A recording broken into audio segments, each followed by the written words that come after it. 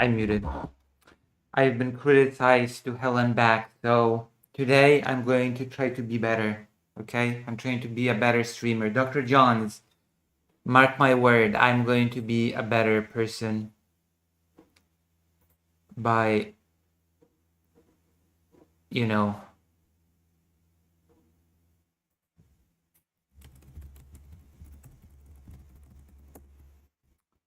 by doing a better thing.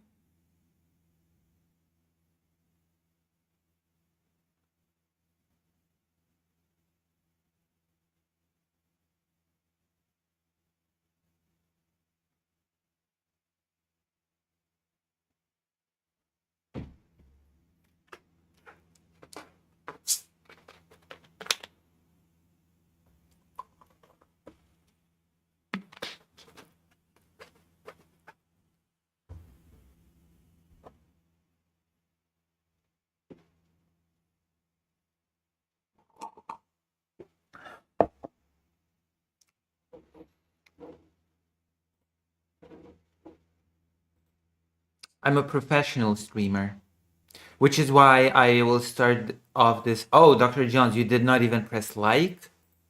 Wow. Okay. I see where your loyalties lie. You say yay, Lucy, but you don't click the like button. I am shaming you for this. Fido is in the corridor. Fido is in the corridor that leads to the room here. This apartment has a very, very interesting layout. It used to be a bunch of corridors. I don't even know how to explain it because you don't know the current layout, but just trust me when I say the layout used to be different and then it was changed. I'm giving you some personal lore about my life to become more close to all of you. I am truly growing as a person.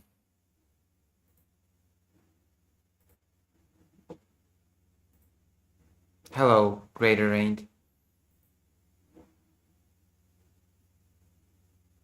Hello, Emily S. Why are you crying, Dr. Johns? It's okay, you don't have to cry. Just press the like button. Do the right thing. Do the moral thing. Do the morally correct thing. Okay, I guess now Emily did not press like. I'm gonna shame viewers one by one. Okay, let's actually start this off by your favorite content creator, because I've been given a beautiful link by a very beautiful person. The person is called Ginger Snacks.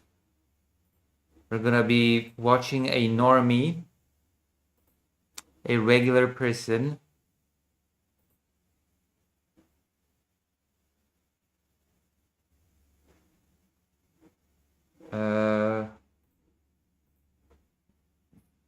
watching Asmongold.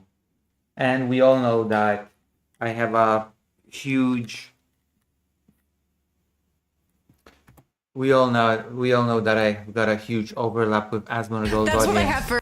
Okay, we all know that I've got a huge overlap with Asmongold, the person that hates fruit and is disgusted by the taste of water. We all know that, right? Thank you. Lucy Haze? Yeah, Lucy Haze. Why? Oh yeah, I'm your favorite streamer. But your second favorite streamer surely is Asmongold. Asmongold the bold. The very bold person. And I don't mean bold on hair. The hair bold. That's low. That's a low-hanging fruit. I mean bold isn't brave and stuff. I mean that kind of bold. Okay, let's just start. This person apparently is a very offline person that just very rarely streams. And she gives opinion on Asmongold. That's what I have for a response. I'm so sorry I don't have anything more eloquent to say than that, but like just Should I act like that? relatable. Tony here is not. She No, knows it only has 14 views. Never mind. I should not act like that. nothing of Asmongold. No. And Grums, yes, Grums. Yeah, who's Grums? So we are I know too much about Asmongold. Regrettably so. I wish I knew less. God, I wish I knew less about Asmongold. going to be showing Tony some of the filth of the internet. Now, this is going to be a I wouldn't have cared about Asmongold as much as if he did not insist that he needs to be a political commentator now. It would be just whatever, just a guy that happens to have questionable practices when it comes to alarm clocks and plays video games. But once he starts giving political prescriptions, that is when I draw the line. That is when the critique begins. really good litmus test for people who watch my videos, who My MAGA supporting brother watches Asmongold all day. Oh, does your brother say that it's all common sense? Finally, my goat. Asmongold or this small streamer that is offline and never watches Asmongold? I expected you to say that Asmongold is not a real person, but I guess it was too much. I guess that's the one real person. hate me and my soy boy tendencies. Because Tony's a gamer, you know? I mean, kind It is- I'm it not is like Chud Monday. I love Wiggler. Tony, how many hours do you have in Fire Emblem? Say Keflos fan? Ooh, I love Wiggler? Oh, come on. Isn't this person supposed to be super offline? What is this Keflos reference? President Sunday is not a real person. Why is President Sunday not real and Asmongold is? Why? What makes one real and one not?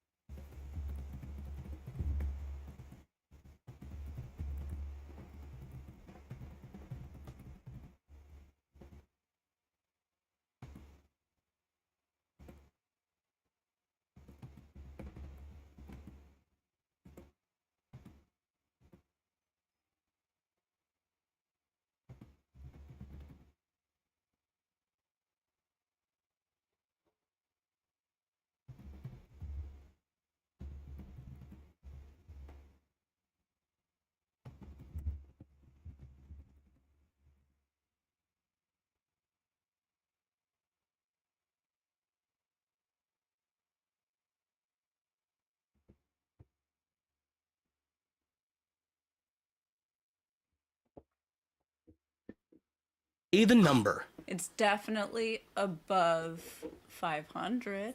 Shit, I didn't even think it was that high. Okay. Oh, Tony is also a Final Fantasy fan, you know, Final Fantasy 10 and 12 enjoyer. You like Animal Crossing, you know. If you know only Final Fantasy 10 and 12, then you're not a real Final Fantasy fan. I said it. I am told to be bold today. I'm told to give my personal opinions and analysis, okay? The context is, I have a whole thing, okay? So the context is, the bigger picture is, that if you only know Final Fantasy 10 and 12, then you don't know the whole spectrum of Final Fantasy games. You don't know how the battle system evolved. You don't have the whole experience to draw upon. So you're not really a Final Fantasy fan because you don't know Final Fantasy if you only know 10 and 12. Who told you that? Nobody has to tell me that.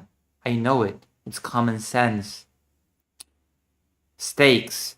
If you think that Final Fantasy 10 and 12 are, oh, who told me to be more bold and give my opinions more? My editor. Who told you to be bold? My editor. For fuck's sake. The stakes are that people with a limited scope of what Final Fantasy is and should be will think that everything should be like 10 and 12, which is horrendous for the brand. it will kill Final Fantasy. Square is already killing Final Fantasy. I don't want it to be killed even more by people that think that Final Fantasy is only 10 and 12 and call themselves fans. That is unacceptable to me. That is blasphemy. Okay? Ridiculous. Now, my particular lens and experience is that I have played Final Fantasy 1, 2, 3, 4, 5, 6, 7, 8, 9, 10, 11, 12, 14, 15, and 16. I have not played 13, admittedly. But that still means that I am far better qualified to judge who is and who is not a real Final Fantasy fan. I've also played Tactics and a bunch of other side Final Fantasy games. So that makes me an expert. When it comes to Final Fantasy, I am your expert. I just am. It's ridiculous to claim to be one when you've only played 10 and 12. I don't even know if they finished 10 and 12, so they might have just dabbled in 10 and 12 and think they have a whole picture of what Final Fantasy is. No, they're fake fans, okay? If you just like something, then you're an enjoyer or something. You're a casual enjoyer of something, not a fan. Get your definitions and things straight. Okay, you're at best a casual enjoyer. Prediction. If more casual noobs will get into Final Fantasy with only the knowledge of 10 and 12, then I predict that this series will just die even faster than Square Enix is trying to kill Final Fantasy. And I fear for Final Fantasy. I feel like it will all just become worse and worse if people don't have the framework to understand what it is. Lucy gatekeeping Final Fantasy? Yes, of course. Of course I am. Also,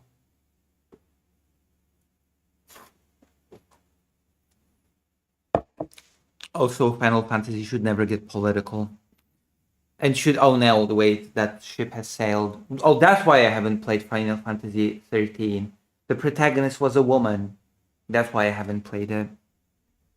Keep women out of my Final Fantasy games. Thank you.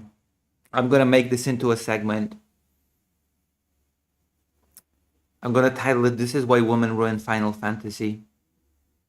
Nice act? It's not an act. It's all real. It's all super duper real. I've never been realer in my life.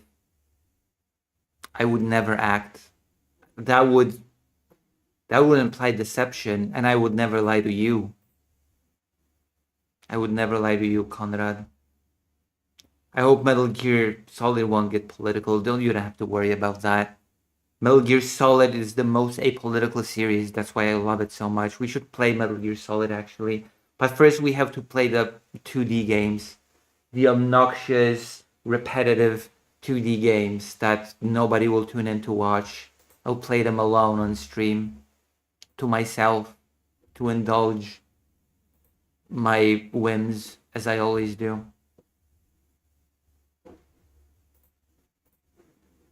Excellent. But at least it does not have a protagonist that's a woman. Thank you. Unlike Metal Gear Solid 2 and Revengeance, those games have a woman as a protagonist.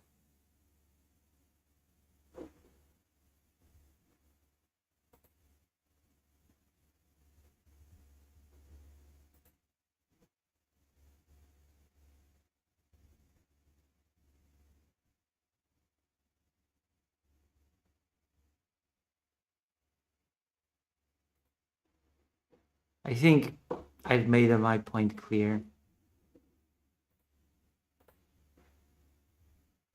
Raiden is a woman? Yes. Haven't you noticed? Woman can be a protagonist if she has large breasts. She has large breasts and ass. Well, Raiden does not, so Raiden definitely does not have those. Very flat ass, very small breasts. We play Mario Golf a lot and House and stuff. Strange. Life is Strange is Oh, Mario. one of your favorite All of games, them. Oh, of course, Life is Strange is this person's favorite game. The woke walking simulator. Of course, that would be your favorite game. The game that's not really a game. Am I right? Am I right, fellas? A fake game for fake gamers.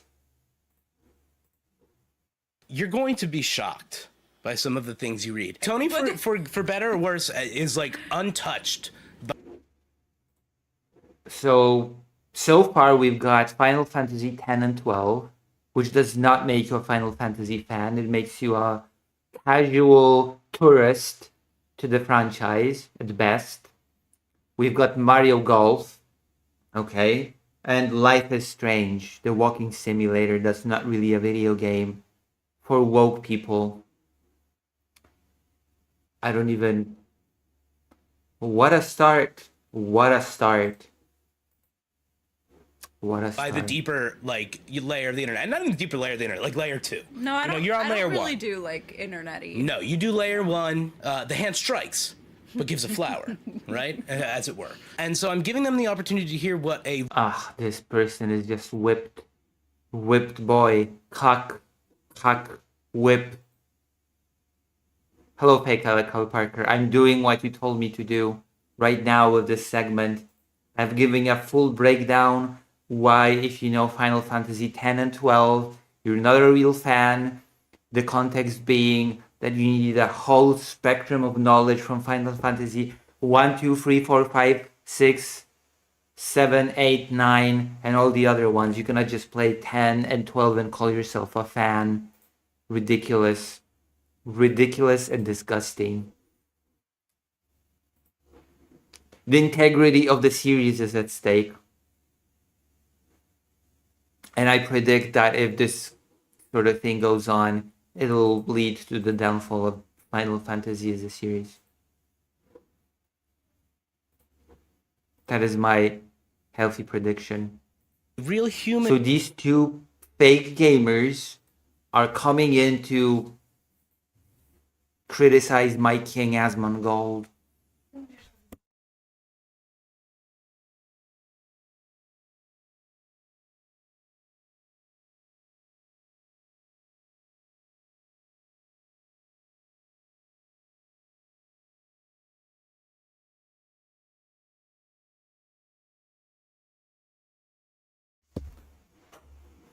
Okay.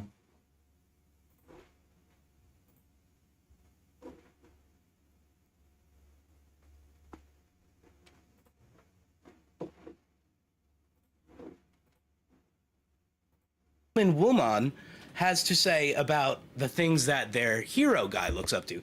Because on this channel, I like to always tell people, you shouldn't listen to people on the internet, myself included. What a cuck. So cucked. You could form thoughts and opinions and start going in a direction with research, but you shouldn't just listen to some guy say something and then take that at face value. Right?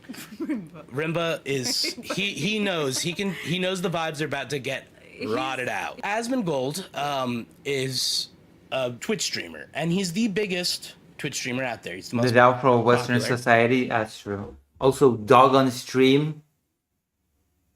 I hope they at least have a shock collar. Okay. I'm gonna show you a political take, and then I'm gonna show you some other things he said to sort of set the stage for who Asmongold is. Okay? He has a dead rat as an alarm clock? We can't overload Tony with what the fuck is all the realities of Asmongold. What does enlightened centrist Okay. We have to I will get to Ooh, leftist alert. There's no such thing as a centrist. You can only be a left wing or a fascist, according to this woman, I bet. To all of this, what is gum blood? Oh, guys, please, I'm telling you, all right, you gotta give her a shot here. All right. Oh, I'm not going to cry a fucking river when people who have genocide that's baked into their laws are getting genocided. I don't give a fuck. They're terrible people. These people are not your allies. They are not the same as us. They come... She's getting triggered. from an inferior culture that is horrible. It kills people for their identity, and it is directly antithetical to everything Western values stand for, and it is an inferior culture in all ways. It is that simple. No, I don't feel bad for them. I don't feel sorry for them. I don't care. I don't support them. Okay, this is the juxtaposition. Disgusting stories I've ever told in my whole life. What's up, y'all? It's me, it's your boy Asmongold. So I walked down to the store the other day, and I could tell that the back of my pants, my dick and balls, was getting a little bit too cold. What? I cannot believe that this is the biggest political commentator. I just cannot believe that this is the biggest political commentator. Okay? Let's go. Let's go with Asmongold, okay? We need political commentators, kind of, sort of, I guess. You're saying the same stuff, by the way. It's your boy Lucy. Yo, it's your boy Lucy. Is that what I say? Or do I say that I don't care about some group of people because they genocide others and... Oh, okay. Well, you know what? It takes one to know one. The reason why I criticize Asmongold is because I understand him so well, because I act like him. Also, it makes sense for me to want to get rid of competition, right? If I do the same stuff, then that just makes him competition that I have to get rid of. So it all makes perfect sense if you spend 5 seconds thinking about it. Alright, Asmongold. I hope we want political commentary to represent a certain level of quality, right? Like, I would not care about Asmongold. I would never talk about Asmongold. Asmongold would not be on my radar if he would not attempt to do political commentary. Because there are actual stakes here. Okay, there are actual stakes to the fact that Asmongold is the biggest political commentator. And those stakes are the fact that he shapes opinions on many idiots online that otherwise would not have had these opinions. They brainlessly watch Mr. Asmongold here, and they come to the conclusion, hey, maybe this or that is really true. Maybe those people really do deserve contempt, and maybe I just shouldn't care. Maybe protesters should be randomly arrested. Yeah, because that was actually his opinion, that protesters should just be randomly arrested for 5 years or something as a deterrent from protesting, because I guess protesting should be illegal in the United States now, the land of the free. So I feel like there's a little bit of at stake when one of the biggest idiots online also happens to be the biggest political commentator online, the most popular one.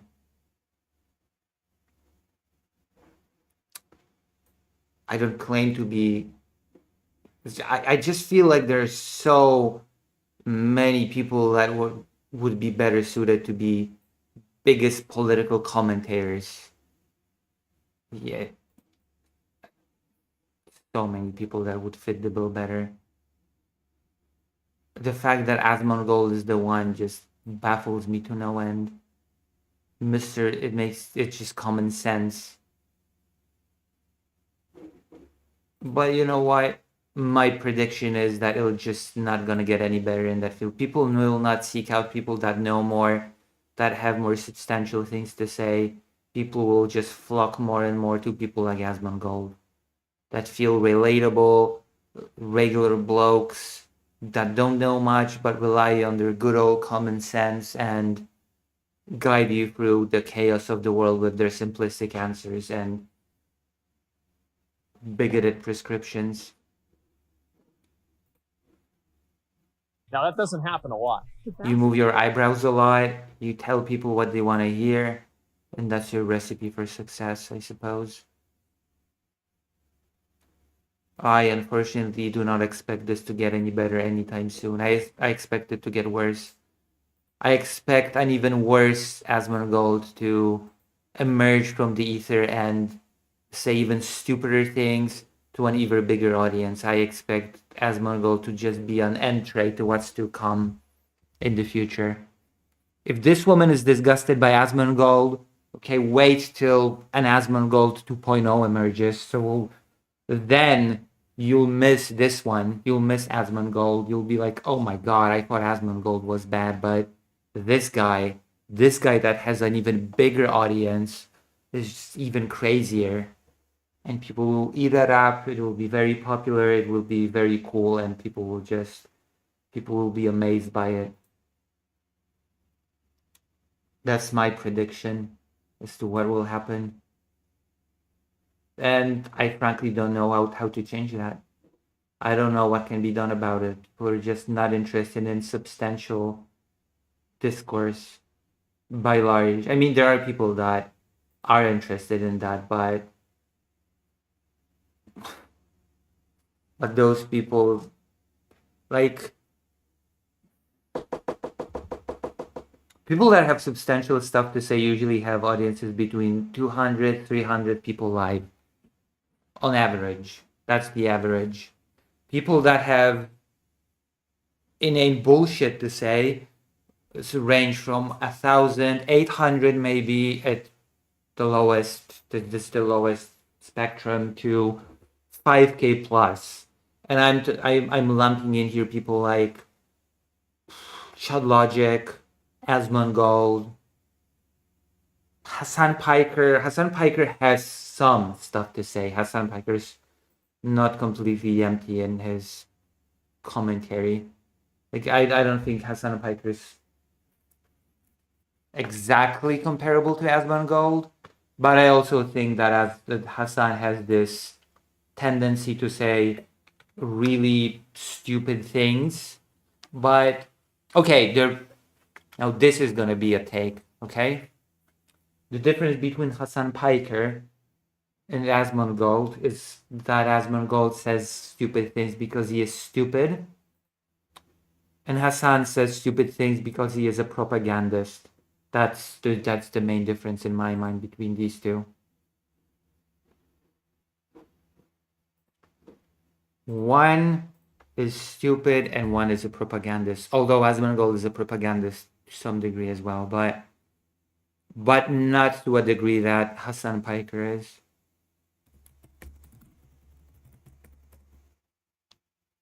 You get me?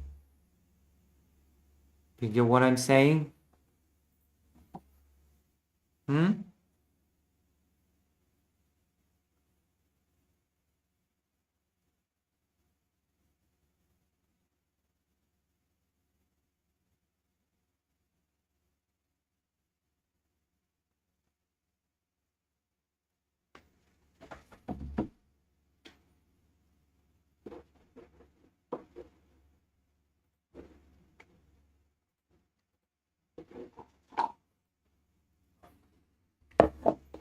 Agreed or not?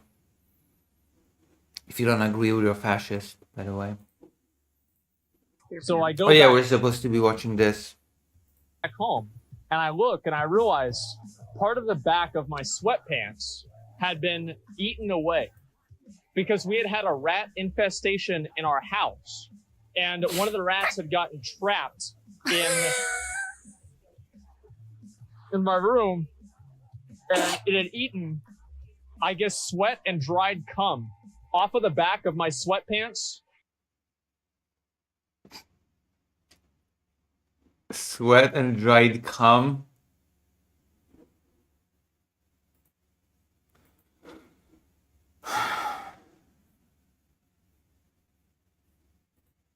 The rat feasted on the sweat and dried cum of Asmongold. This is your biggest political commentator. Are you happy now? Are you happy that this is the representative of politics online? The person who had a rat trapped in his room, who ate sweat and dried cum off of his pants, along with the fabric, by the way.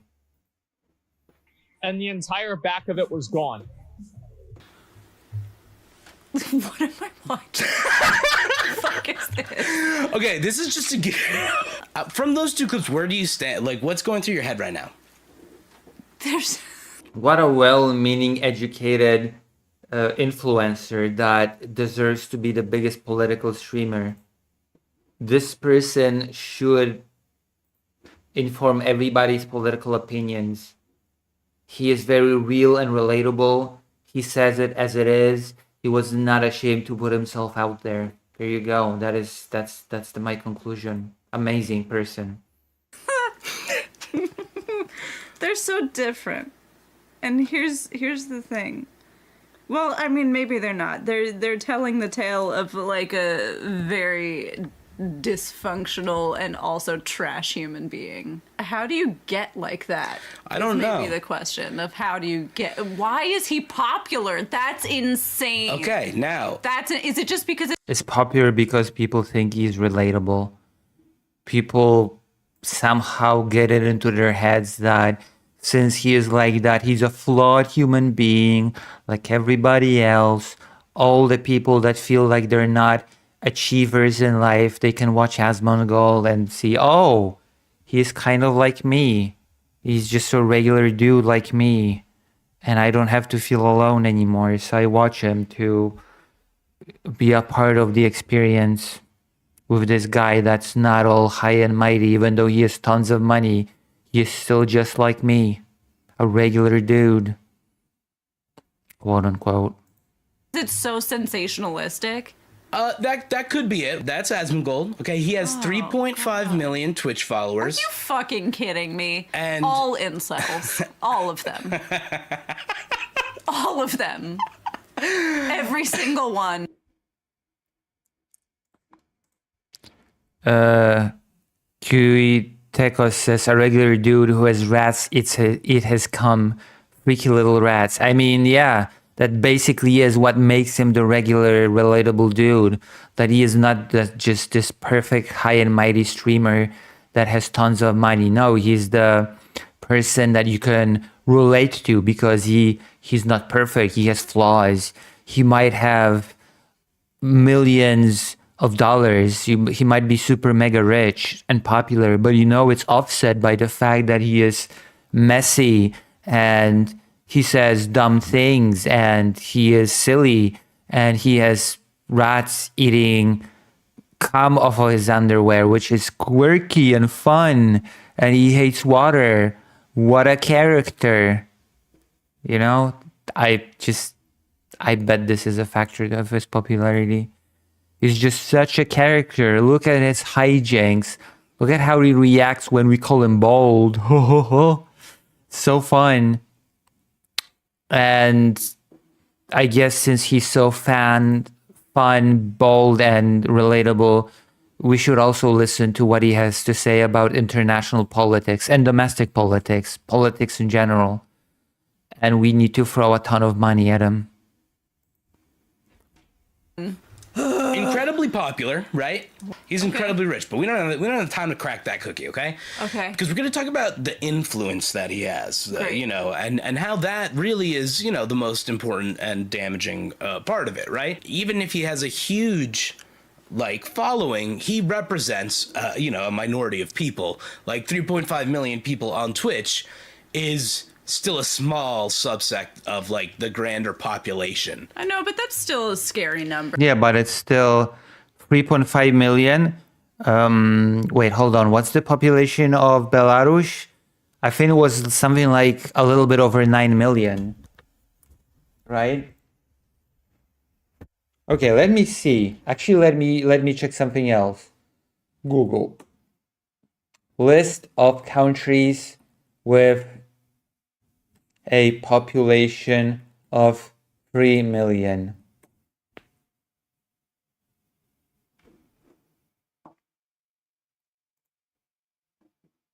Let me see.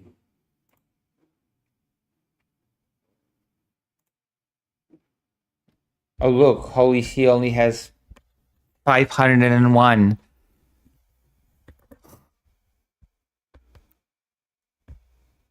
Iceland only has 398. Okay, there are countries that are under 3 million.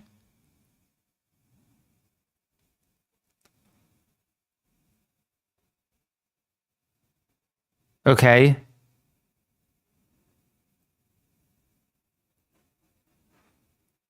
Just keep this in mind.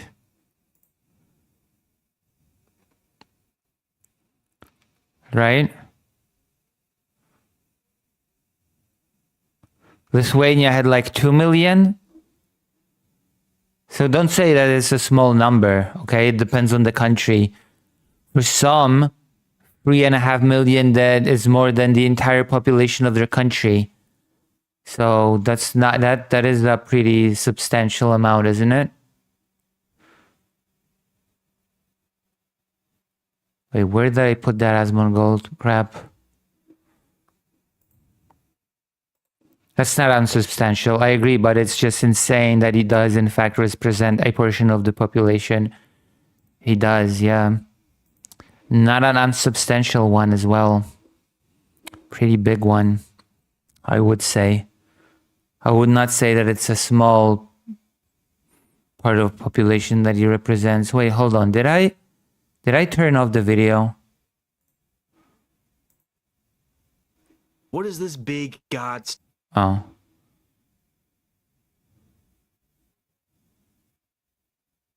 That was solo leveling. Where did I put this video? Wrong video. Where did I put it? I've lost it. I've lost the video. I've got too many tabs. Oh my god. I cannot believe.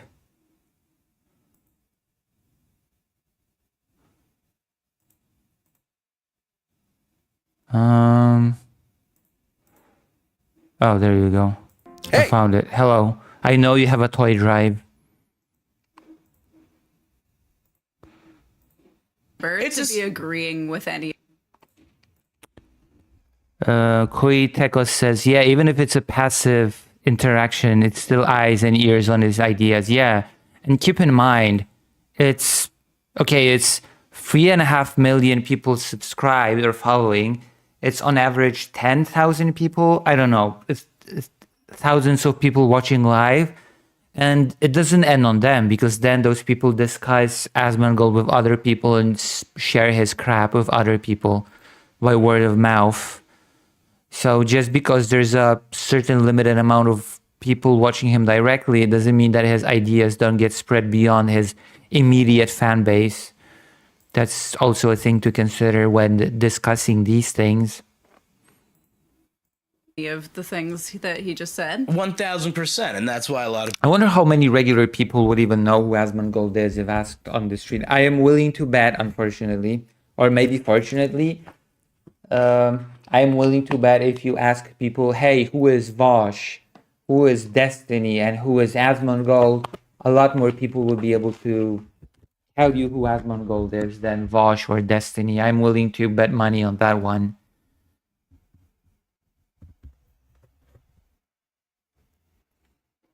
Not quite the. It would not be quite the reaction like with Mr. Beast or what's that?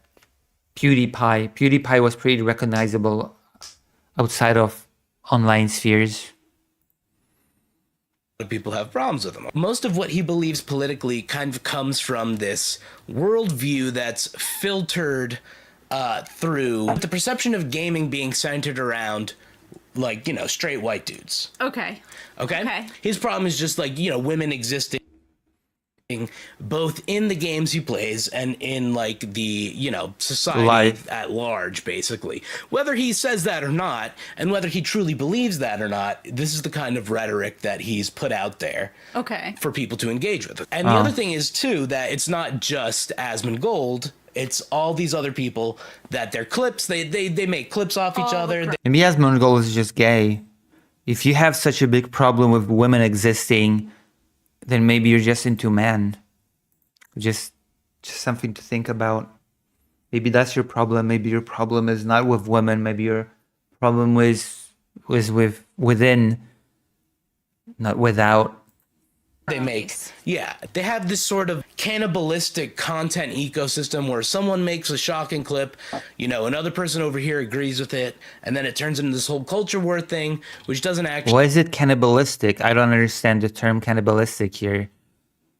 Like matter to anything at all. Don't like the character or whatever. There are a lot of paintings that I'm not a fan of, but I can admire that it looks really good. I think that if you are looking at a space bounty hunter that has 80s retro aesthetic that are about bounty hunting and shooting people and fighting with laser swords, you are looking at a super majority male audience. You're going to have a sausage fest. That's just the way it is. I live in this world. What? I find it interesting, the choice of words, by the way, that Asmongold seems so interested in sausage fests. You know, just a food for thought. World. Like, I understand very easily that, like, yeah, for a woman to enter a space that maybe traditionally has catered more to a male demographic, like, you have to be great at what you do, as good as or probably better than a man, and you have to be conventionally attractive. Like, I live this life. While doing this is it. not Right, shocking right. to me. Right. Like, this is absolutely... She's saying that she's better or at least as good as a man and conventionally attractive. Is that what she's trying to sneak in, the analysis? not shocking to me. It's the same expectation for you. I just live the life of being good and attractive. Not very humble. Not very humble at all. In real life, as it is for them, these women in video games. Correct. This is not shocking. This is like telling me what my daily life is. Right. It's super sad.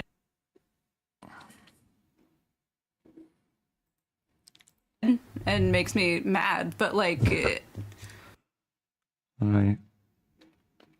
This is not a shock. This is... Right. System Shock. I think there was a game called System Shock. I'm pretty positive there was a game like that. Or is it buffering all of a sudden? Is the internet healthy today? What is happening? This is more men than you think. Nice it is. internet. You're It's not my fault. definitely right Are about you blaming me for everything, Conrad? You're attacking me. You're triggering me. that. And, you know, even though I think it's a ton of men, it's definitely even more than I already, you know, assume it is. And I don't think it's a loud minority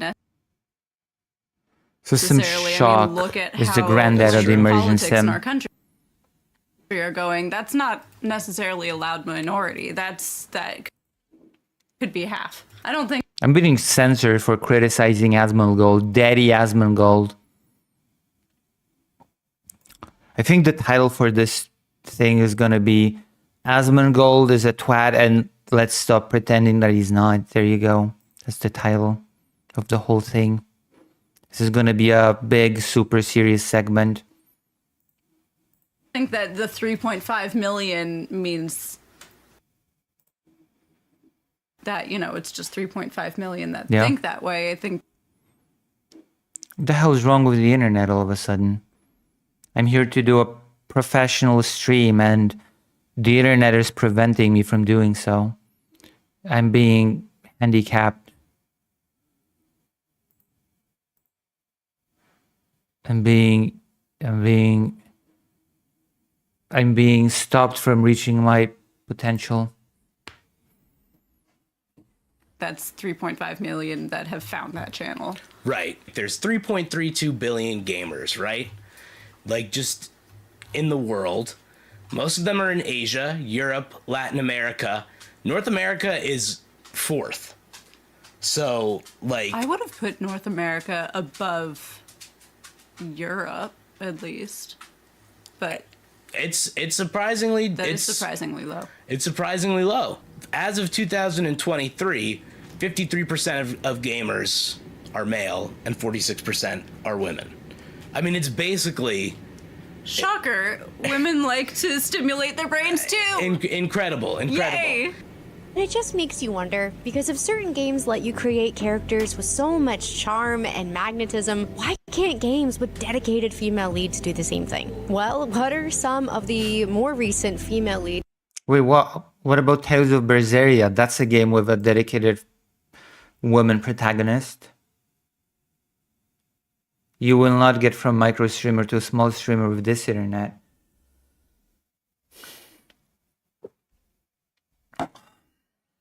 I feel called out. I feel criticized. Listen, I do my best with the tools that I have. I do my best.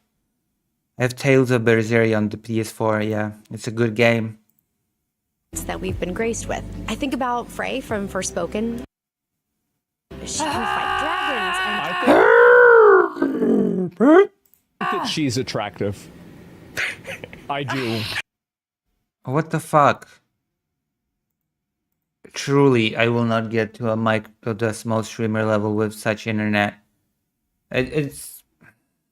I hate this. Games let you create characters with so much charm and magnetism. I don't even know what's with this buffering. It's supposed to be... The thing says that it's buffered, but it's still buffering. The buffered video is buffering, and now it froze.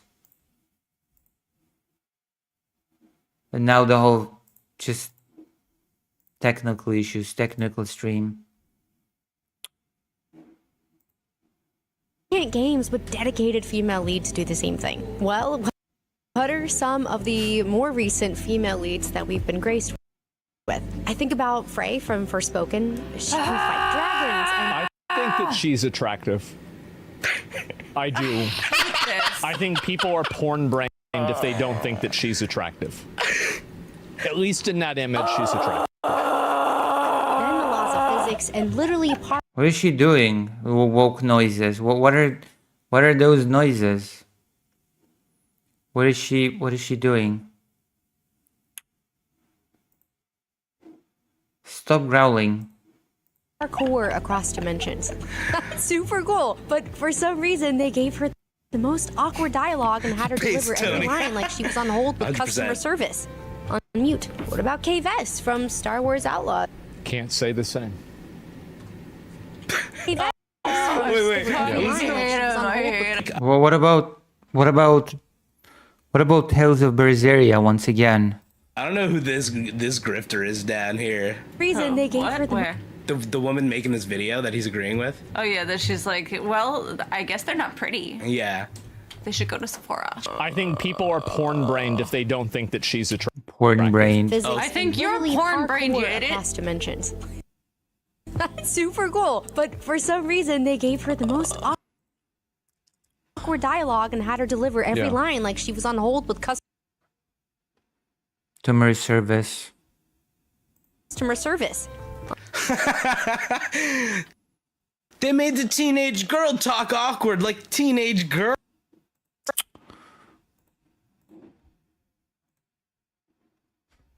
And my stream says that the connection is excellent. What the fuck? The connection is supposedly excellent.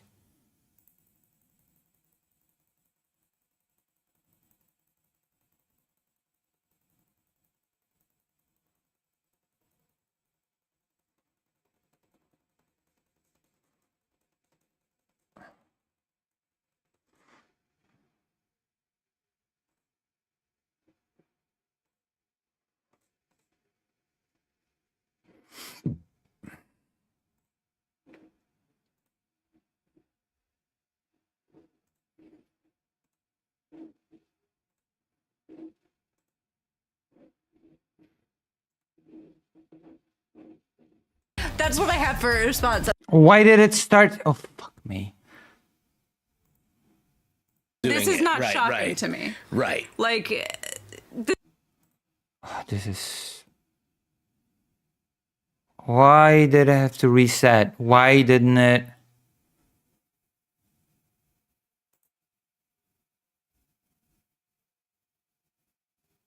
Oh, God.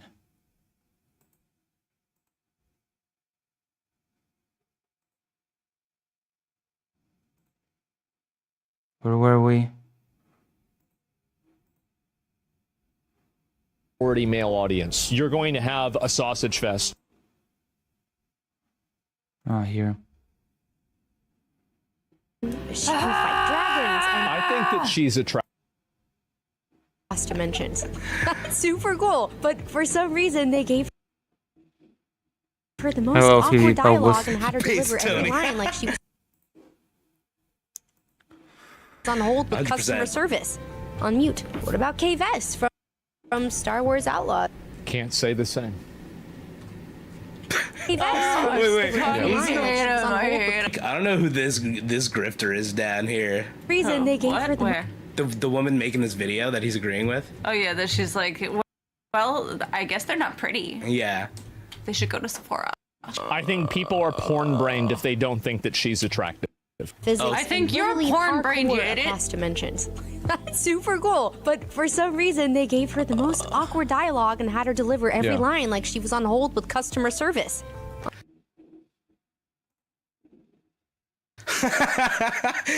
They made the teenage girl talk awkward like teenage girl. I'm just, that's what I have for a response. I'm so sorry I don't have anything No, more that's- eloquent to say than that, but like just, Relatable. They call that peak relatability right there. On mute. What about Kay Vess from Star Wars Outlaw? Can't say the same. She's a scrappy space outlaw, in theory. In practice, she kind of just plays like she just respawned from a bug and isn't sure where she is or why she's there. Okay. Reddit for life. Amazing point. Also note that they don't play the clips of the no, dialogue they in haven't question. backed up anything that they've said. Yeah, literally the most buxom pair of breasts you've ever seen is Manuela's boobs from Fire Emblem. And you know I always reference in the introduction to Garrick Mach Monastery when it's the you know, the It's what do straight you- titty what do you shot. call the It's straight video? titty shot. Wait, Nobody what do you object- call it? see, I'm losing here's my the mind. thing. I can't remember anything. Oh, But it's Halfway. straight- That's so nice. it's straight Happen titty to shot. saying she likes your glasses. Oh, thank you. Thank you, Halfwin. But yeah, the straight titty shot is one of my favorite parts of Three Houses. I mean, really, they jiggle, they bounce. I love a big titty lady, and I also. I'm down for like a conventionally attractive woman, but like I don't give a shit. Out of curiosity, are you trying to take anybody's boobs away? Yes. Am I trying to take their Are boobs you away? trying to take the boobs out of the games? No, Yes. I don't. Can I'll- we just let the boobs be boobs? If we I'll want take the her boobs, boobs to be away. giant, great. If we want no boobs, great. Like I do not care. I care. I don't care. What I would love is more representation. Boob And that representation. means Boob Diversity presentation. of boobs. Oh wow. Lots of different kinds of boobs. Some of which may be small. Okay? Gooners? Pear-shaped, What are we wide set, talking about? Pear-shaped. teardrop, round, Asymmetrical. asymmetrical. Can we get a shout out for the asymmetrical boobies? Because Those I are the have real to tell ones. you, no, those are the real ones. Because like one Aren't all boobs asymmetrical to some degree? cup is going to be slightly larger than the other, Incredible. and then you have to figure out bras.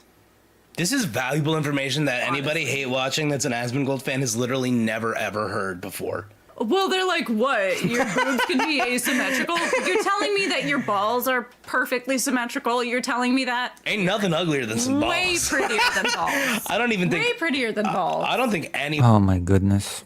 anybody Smell better. even ball enjoyers, I don't think they would go and as far as to say like ball What the hell are you watching? I'm watching a normie woman watching Asmongold talking about balls and boobs. Talking about being a ball enjoyer.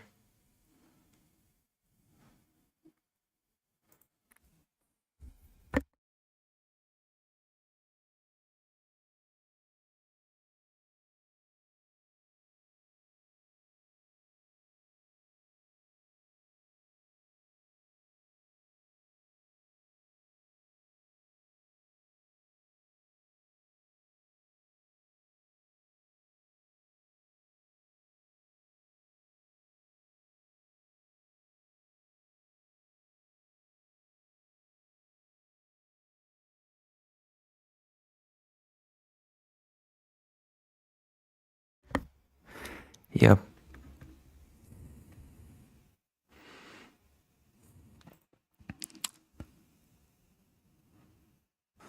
Yeah, I'm watching a normie YouTuber. This is what normies are like, apparently. They talk about sweaty, asymmetrical balls and sweaty and asymmetrical boobs. Okay? This is what happens.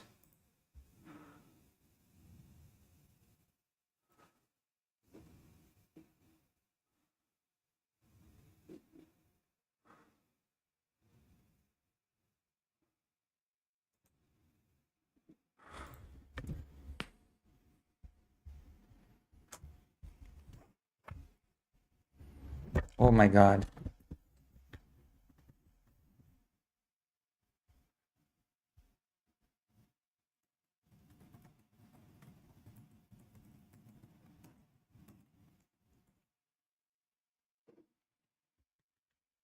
Holy crap. Just do politics. This is bad. This is what do you mean do politics? What do you mean this is bad? This is politics. Asmongold is the biggest political commentator online, period. If there's no more, there's nothing more politics than this. It doesn't get more politics than this. Balls. Discussing balls and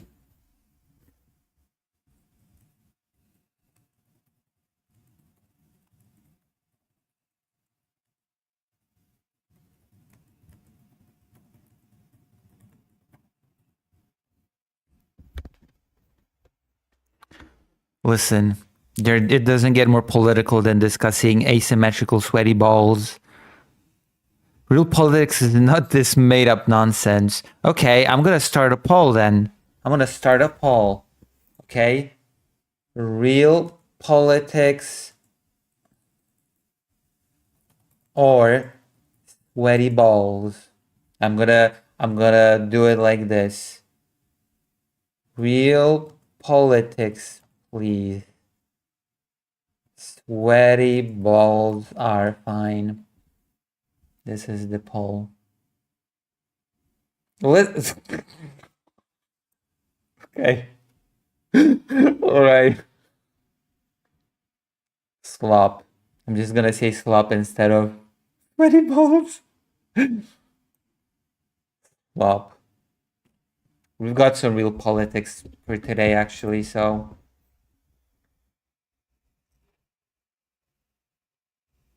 The phrasing is biased to one of the answers, not a fair poll. I think it's a very fair poll.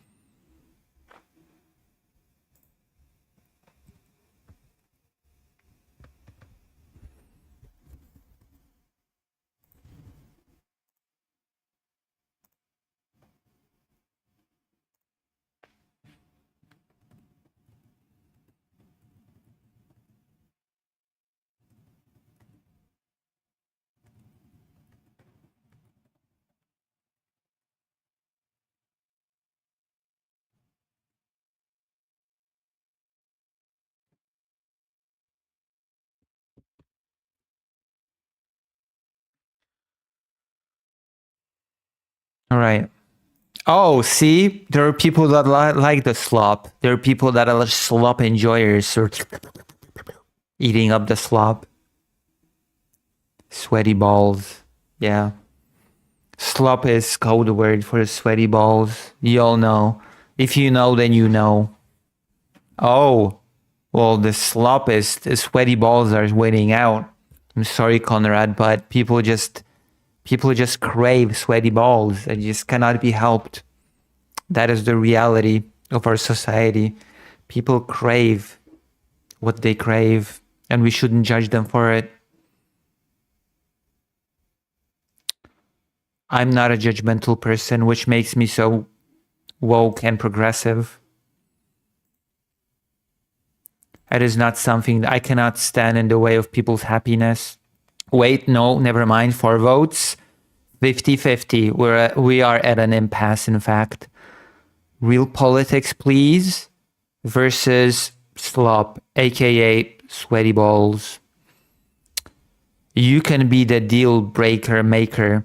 You can make me stop watching this and go to the topic at hand, which is the conversation about the peace talks about Ukraine, which is a whole mess in itself. It is the messiest thing ever.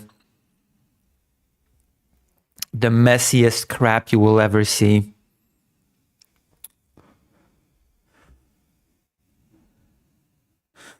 I mean, someone named the Big Balls basically destroyed the government. So, was it sweaty balls? Were the balls sweaty?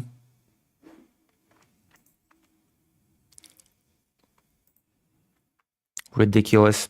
We're going to be talking about Pete Hegseth, the drunk psycho. I was told that I should be more honest about describing people who I discuss. So we're going to be discussing the psychopathic drunk in the position of power in the United States that has the capacity of ordering double strikes on people clinging to their life. And there's a few other things I want to talk about. Disclosing very sensitive information on Signal, I think, which endangers soldiers' lives. That's a thing that he does as well, because caring about human lives is not something that Pete Hegseth seems to care about at all. This is a very crazy person in general. I'm gonna get into it when I get into it, but just know that I was told to show a little bit less restraint and give you my personal opinions more. So there you go. That's my personal opinion of Pete Hegseth. But then again, who are we expecting in the Trump cabinet? Like, I think there's a little bit of a trend. I think there's a little bit of a... It's very consistent. It's a very consistent government of people that use questionable chat messaging programs to talk about sensitive information, that don't care about human lives at all, treat human lives being humans dying as some sort of a business venture opportunity. Very psycho tendencies. It's all basically like a big branching tree.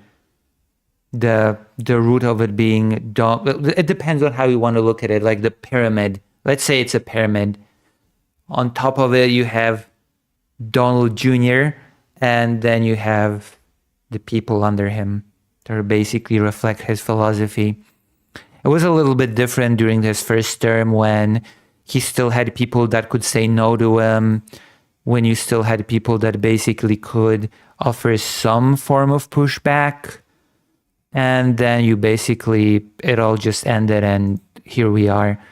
Now you only have stupid yes men that basically are just as psychotic as him and will do anything that he wants at all times just to please him.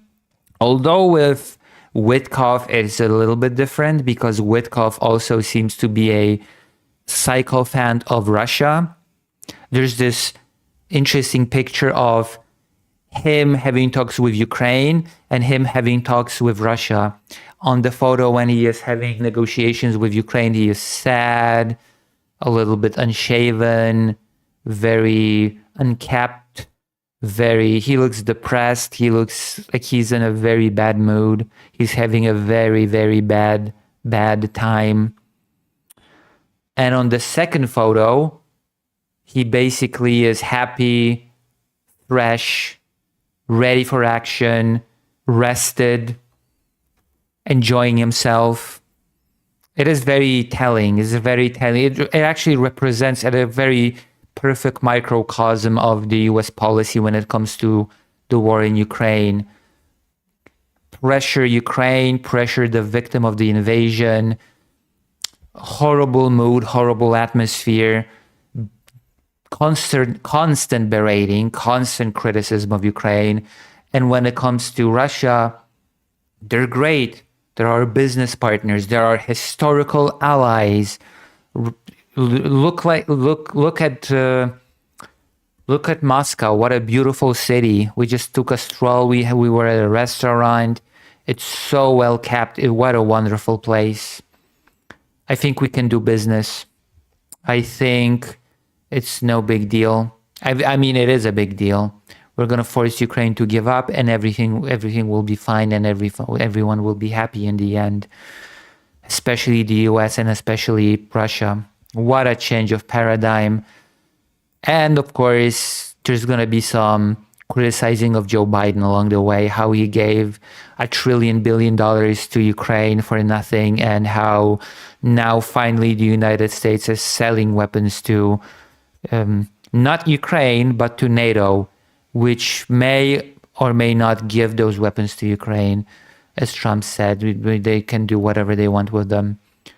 But also Trump announced that the United States is monetarily / financially not involved with Ukraine anymore. So what a great, dependable ally the United States are proving to be. What a joke. Wait, I started talking politics. I started talking about real politics before the poll has been settled. There's 7 people watching right now, and I've noticed not all of you have clicked like on the stream, and I've also noticed not all of you are taking part in the vote. It is because of people like you that democracy is dying, by the way. It's because of you that Donald Trump won the election. It's because of people like you that are not voting in this poll. Big sweaty balls. All right, big sweaty balls.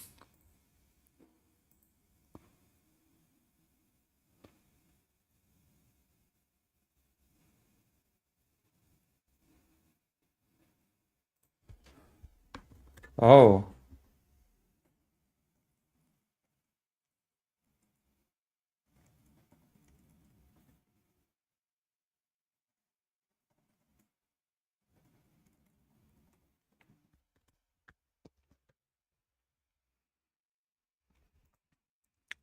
I voted. Thank you, Emily. Yes, you have saved this stupid situation. Okay, let's talk. Let's talk politics. I'm excited.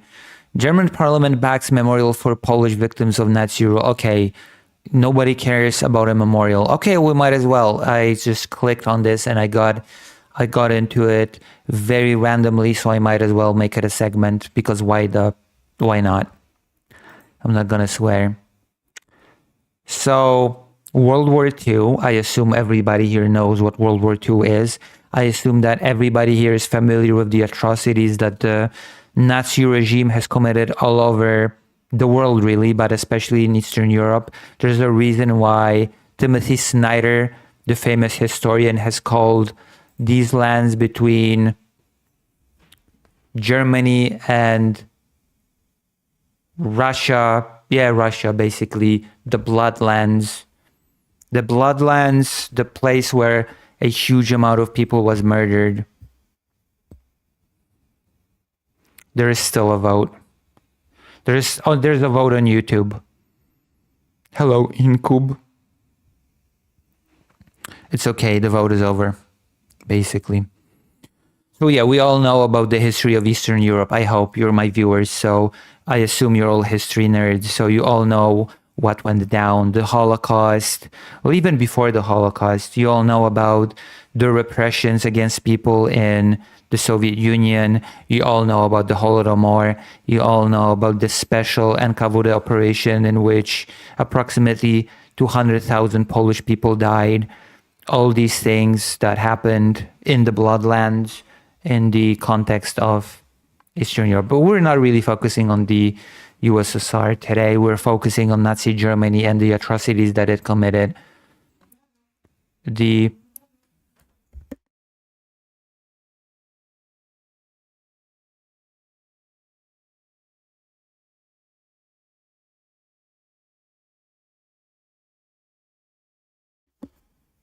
Okay.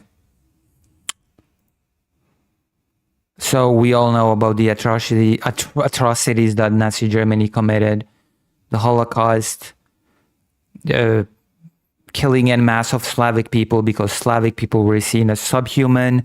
They were seen as people that work for Germans, as Germany would enact its Lebensraum plan, Lebensraum meaning living space, because it was an obsession of Hitler's that Germans did not have enough living space and they needed to expand to the east. They needed to take advantage of the breadbasket of Europe and the world by extension. And well, they just needed that land to settle. They needed that land to settle the Übermensch, the superior man. And that resulted in several atrocities committed against, among other people's Polish people. And after the war, after Nazi Germany was defeated, the topic of reparations became, of course, was at the forefront of everybody involved, the Marshall Plan and the reparations.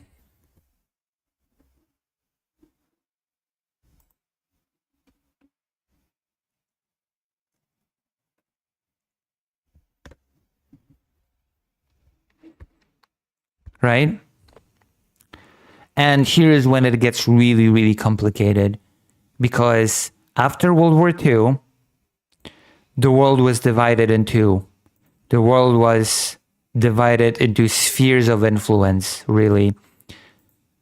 Well, technically speaking, it was divided into three worlds. It was divided into the first world, which was the West, which was capitalism, all that stuff, Western countries, Western Europe, the United States, and all its allies. The second world, which was the Soviet Union and all other countries in the communist sphere, and the so-called third world, which were all countries which were neutral and unaffiliated with either of the spheres on either side of the Iron Curtain, because there was an Iron Curtain that divided the first world from the second world. So that is the context that we are working with here. And Poland, after World War II, after all the sacrifice, after all the fighting that it did on the behest of the Allies, after first being betrayed by England and France, because the entirety of Polish military strategy and tactics was basically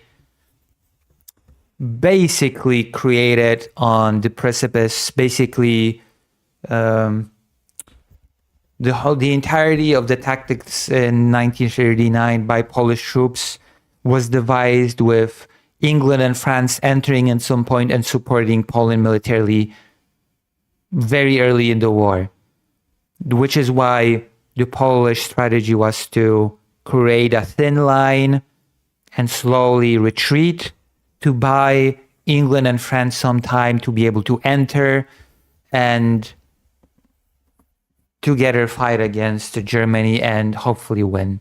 That was the plan, to buy time for the Allies to come in and help. The help never came, of course. We all know that how that happened. Nobody came to help. Poland was crushed like a grape. And of course, instead of Poland receiving help from allies, it was Germany, in fact, that received help from its secret allies via the Ribbentrop-Molotov Pact. So the USSR entered from the east, and together they divided Poland in two. And from then on, Polish troops fought on, even though Poland was all but defeated, Poland was all but crushed. Poland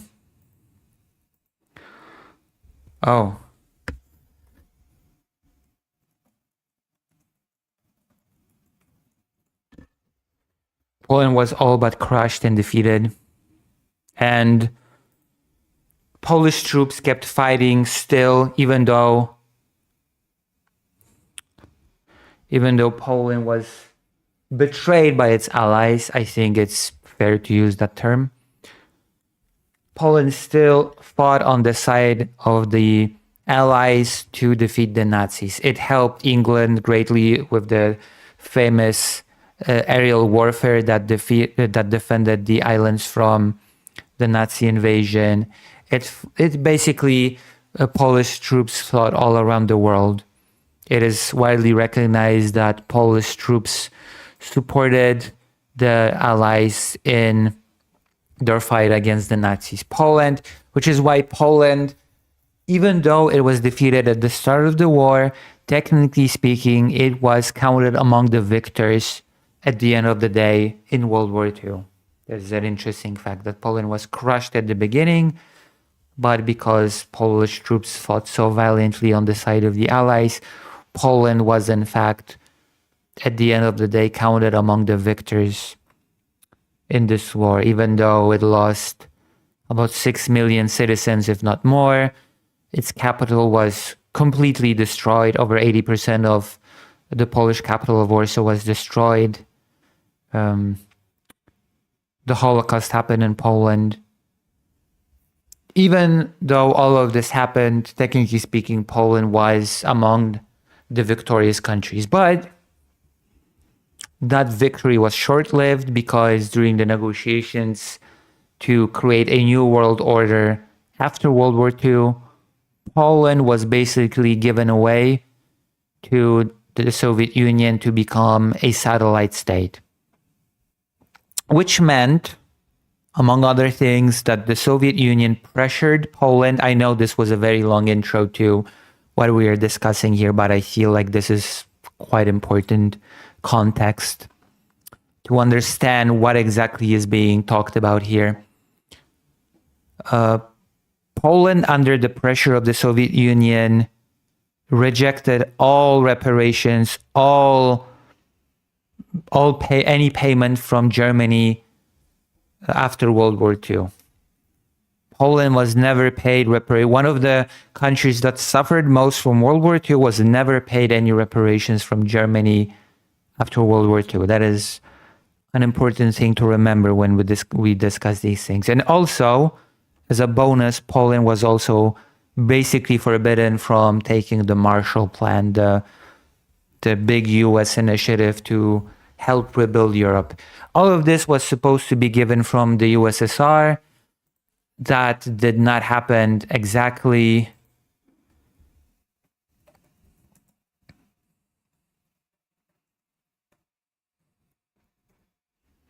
That did not happen exactly. And Poland was basically just left screwed over by everybody involved. A sad reality. And there has been a lot of push by the far right party, Law and Justice, to get those reparations. The reparations from Germany is a very big sticking point between Poland and Germany. Germany says basically that the topic is settled, that Poland rejected those back in the day, that there's nothing to talk about anymore. Poland, to varying degrees. For example, the Law and Justice government insists that Germany should pay reparations in full. We're talking, I think, over $1 trillion or something like that. A lot of money. I don't remember the exact number at the top of my head, but it's a big number. While the current ruling coalition is pushing for something less, but even the current government is still pushing for a form of reparation. And the form of reparation that the current government is pushing is compensation to the direct victims of Nazi Germany. That people that still live and were the victims of Nazi Germany should be paid compensation.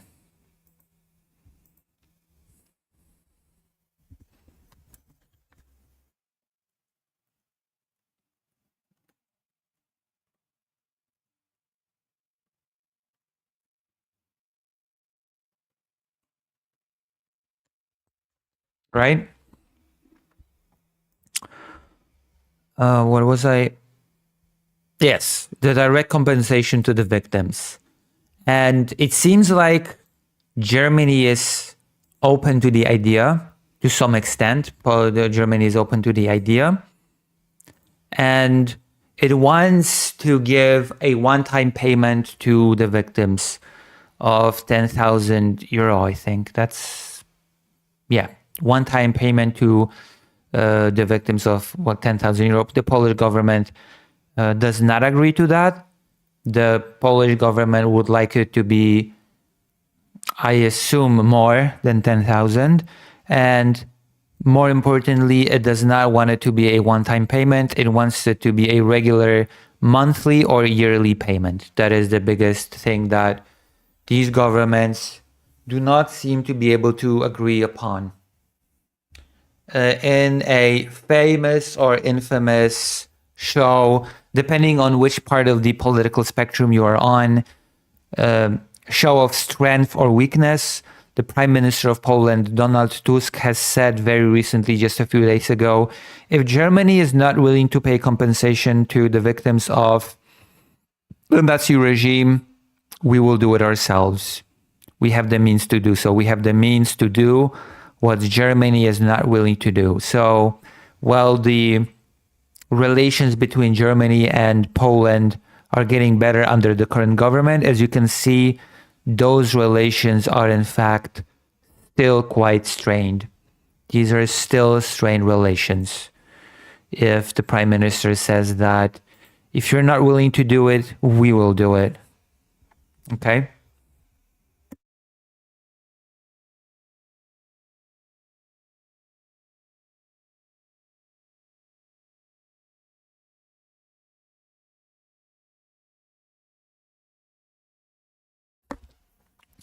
So this brings me to this article, this is the big picture context. If you feel like I've not been giving you enough context in the past, then this whole ramble was just context to the article. So now we're gonna read the headline now that I've given you some context as to what we're even talking about. German parliament backs memorial for Polish victims of Nazi rule. And I started this segment by saying that I don't really care about a memorial. What I care about is the victims receiving some form of compensation so that they have a better life, that they can pass in comfort. I think that's fair for me to say, right? The victims of the Nazi regime should be able to pass to the other world in comfort because they're all pretty old and they don't have much longer to live.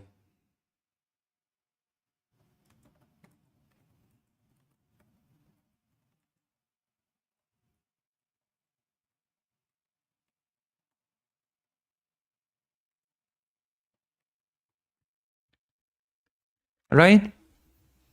Even as I remember, the Prime Minister of Poland actually said, "You better hurry up. If you want to do anything for the victims of the Nazi regime, then you better hurry up." The implication, of course, being that soon there might be no victims to recompense because all of them are quite old at this point and they do not have a lot of time left. That's the sad reality. Time moves on, and sooner or later, we all pass on. So, Germany has a very limited time window to do the right thing, and that is the point of contention. If Germany just passes, if Germany misses this window, then it might create a very long-term tension between Poland and Germany. I feel like it might create a very big point of tension.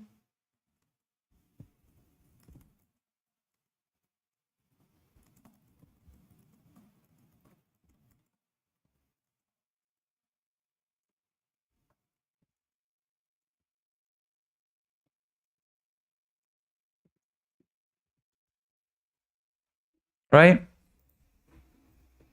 I think like all of it is very reasonable. I'm not being unreasonable to say that real reparations for people count more as more than memorials. I feel like there's a very confused system of priorities. It says here, Germany's parliament has approved a resolution calling on the government to erect a memorial dedicated to Polish victims of Nazi rule as Berlin and Warsaw work to ease long-standing tensions rooted in their wartime history. Yeah, it won't be easy. Okay? Germany, I think many people do not understand this because Germany right now is a very docile country. Germany is considered a very unthreatening country, but you have to understand that Germany, especially Prussia, that component of Germany, was considered the biggest warmonger in Europe. It was considered just as, if not more, dangerous than Russia by many. Even NATO has a saying that NATO has been made to keep Russia out, or the USSR, keep the United States in, and keep Germany down. That is a big thing that people miss. A lot of people say that NATO was established to fight against the USSR if need be, but there's also one other big purpose for which NATO was created, and that was to stop Germany from rising again as a militaristic force that would threaten Europe and the world. That was one of the also big reasons. That is not being discussed as much anymore because nowadays Germany is not being necessarily seen as that threat that it has been in the past.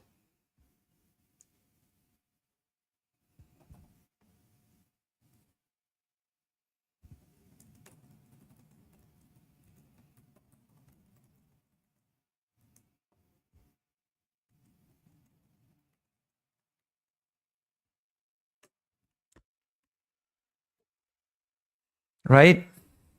People really underestimate just how much of a danger Germany used to be considered as. Conrad says the reparation issue was sadly resolved years ago when we were still a satellite state of USSR, at least in the eyes of the... Yes, and I have mentioned that some time ago. I will repeat it now. The USSR has forced Poland basically to reject both the reparations from Germany and the Marshall Plan.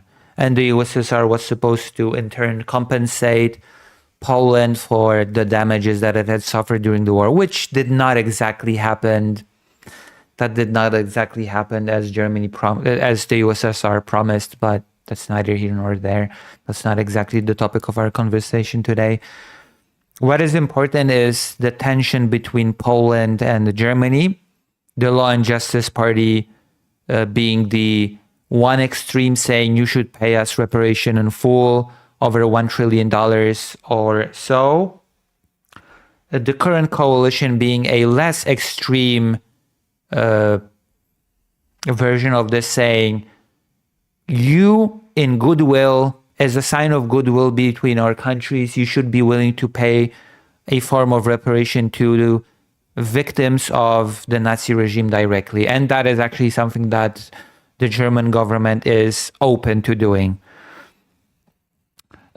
Generally speaking, the reply from the German government, especially to the Law and Justice demands, is that, as was said in the chat, this case is closed. We've already settled this years ago. In the eyes of the law, reparations are not a topic. They're not a topic at all.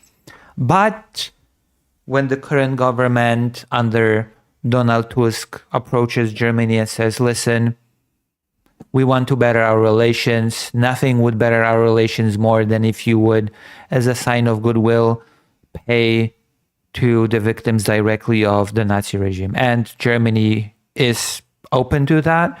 But the devil lies in the details. Germany wants it to be a one-time payment to the victims, and the Polish government wanted to be a more regular monthly or yearly thing till the victims pass away. That is a big point of contention. The resolution adopted on Wednesday instructs the government to immediately begin planning the project and to launch an international design competition with the participation of Polish experts. The winning proposal will be submitted to the Bundestag, the German parliament, for approval. And I still feel like before any memorials, before any commemoration of the victims first should be paid for what they went through. I feel like that should be the number one in the priority list. Ironing out between Poland and Germany how these sort of compensations would look like, and then paying them in full, or starting this this monthly or yearly payment for them until they pass on, which I am sad to say is not a super long time. And then maybe we can talk about memorials and whatnot. Technically speaking, you could do both at the same time, but I know that the topic of the compensation to the victims is not resolved. It has created a lot of tension, and I don't think that planning to build a memorial will fix it. I don't think the tensions will be lessened just by Germany deciding to build a memorial. And I feel like that is the most crucial part of this whole conversation. That's just not enough. It's too little for the Polish side to be, realistically speaking, happy with. Lawmakers said that the most suitable location for the permanent memorial is the site of the former Kroll Opera in central Berlin, where a temporary monument known as the Stone of Remembrance was unveiled in June.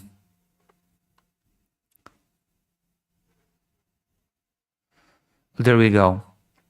The resolution was backed by MPs from the center-right CSU bloc and the center-left Social Democrats, both part of the ruling coalition, as well as by lawmakers from the Greens and the left. 2 MPs from the far-right Alternative for Germany AfD voted against, while the rest of the party abstained. I have to keep reminding you that AfD, a very far-right radical party, is now, I think, the strongest party within Germany. That is a thing that is worth mentioning while we talk about World War II and World War II reparations, compensation, or whatever else. That a neo-Nazi party is gaining ground in Germany, let me just say. Knut Abraham, the German government's commissioner for cooperation with Poland, told the Polish state news agency PAP that the design competition is expected to be announced in early 2026, with between €750,000 and €1 million allocated for the process. And this article also mentions the important topic of the betterment of the relations between Poland and Germany is happening on a few fronts. One of them is the topic of stolen artwork and archives from Poland during World War II. We're not going to get super into it, but Germany has started returning those, which is also seen as a step in a very good direction when it comes to the Polish-German relations, which have been extremely strained under the Law and Justice government. Oh, this is the part that I actually want to read. However, the Polish PM's push to secure wide-ranging compensation for surviving victims of Nazi German crimes received little support from Merz, who said that the issue of reparations had already been settled. Berlin This is not entirely true, from my understand. The German government had said that it was open to a one-time payment to the victims, so that it's not entirely true that he was completely not open to it. Berling has long argued that Poland waived its right to compensation more than 7 years ago, when in 1953 the People's Republic of Poland, then under Soviet control, renounced all claims against East Germany. But that is an argument that is tricky, because technically speaking, that you could say, sure, the Polish People's Republic has waived that right up in 1953, but current Poland is also technically speaking not a continuation of the Polish People's Republic. It is a continuation of the so-called Second Polish Republic. So technically speaking, Poland could actually say, okay, you had an arrangement with that country, but that country does not exist anymore. We are a continuation of the country that was actually attacked, destroyed, etc. by the Nazi regime. And the thing that you had this arrangement with was a different political entity. And all the arrangements that you had with that political entity are not really a thing anymore.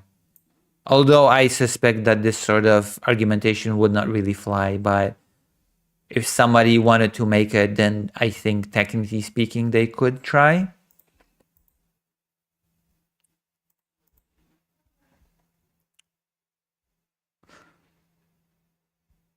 Poland counters that the renunciation is null and void because Warsaw acted under Soviet pressure. Well, of course, there's that aspect as well that cannot be avoided. It's unavoidable to discuss this aspect of the whole thing.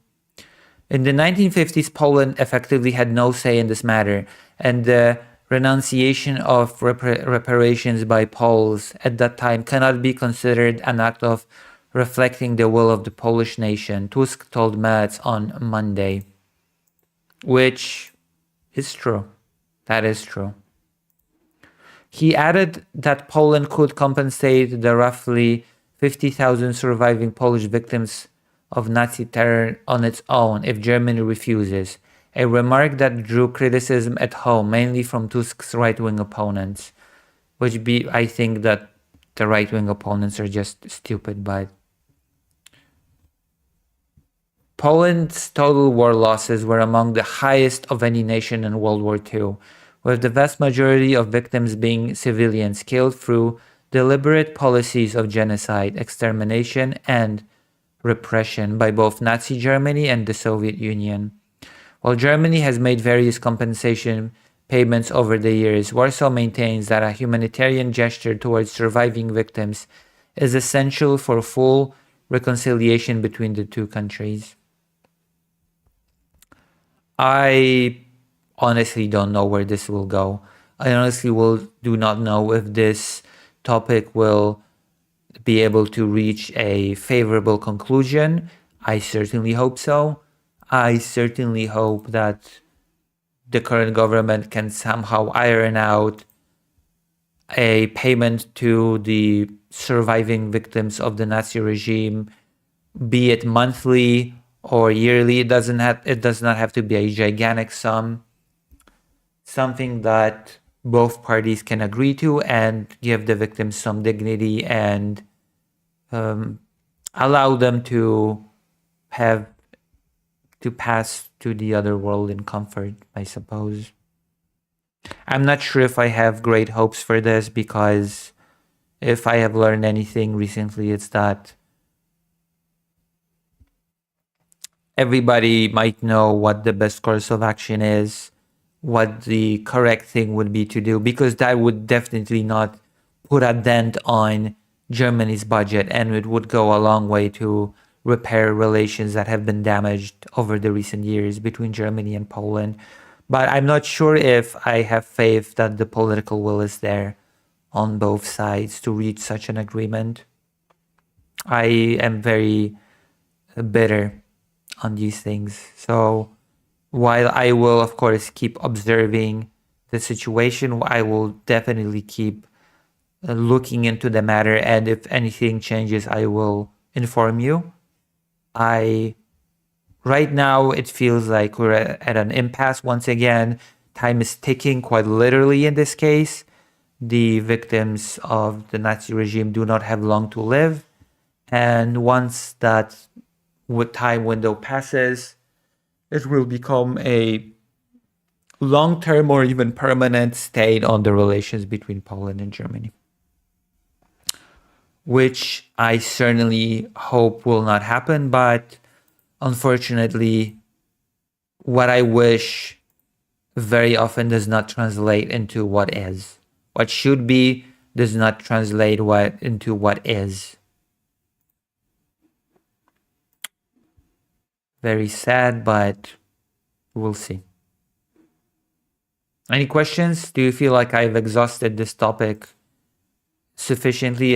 Do you feel like you've learned anything new or old? Any thoughts? We've jumped into this quite spontaneously. I just saw this article randomly and I thought, hey, let's talk about it.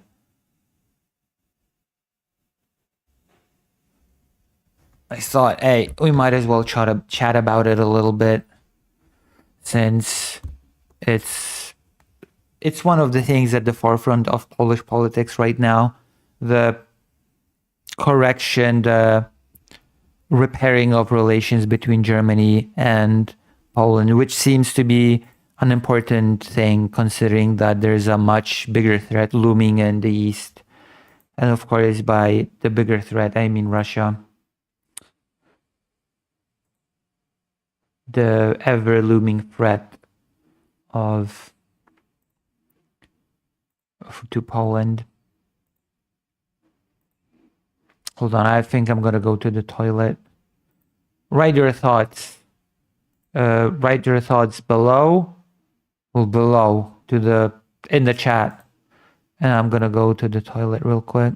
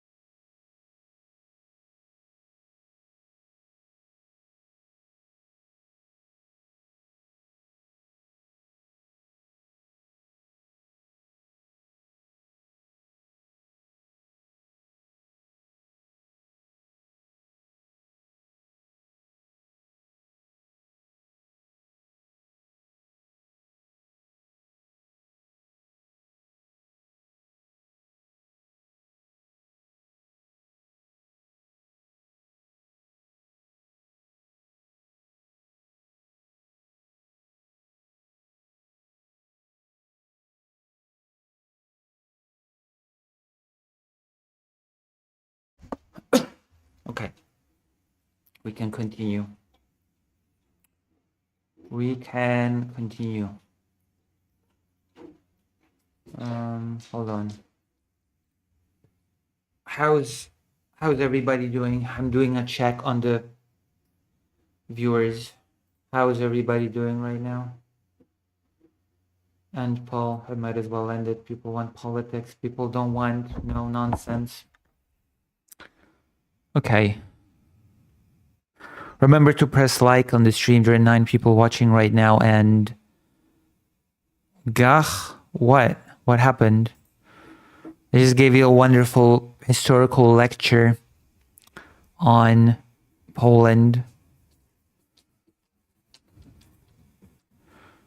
Remember to press like. 9 people are watching, but we only have 5 likes. And the more likes you have, apparently, the more that incentivizes people to come to these things, to these live events called streams. All right. Let us move on. We've talked about Polish victims getting compensation from Germany, maybe, possibly. And now we can move on to other topics.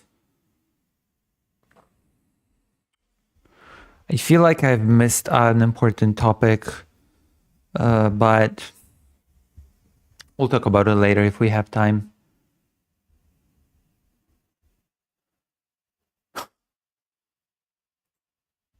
Yeah, I don't believe that. I don't. Okay, we will fold this into the broader. We will definitely use this as a. Fold this into the broader conversations about the peace talks, but I just don't believe that this will lead to anything.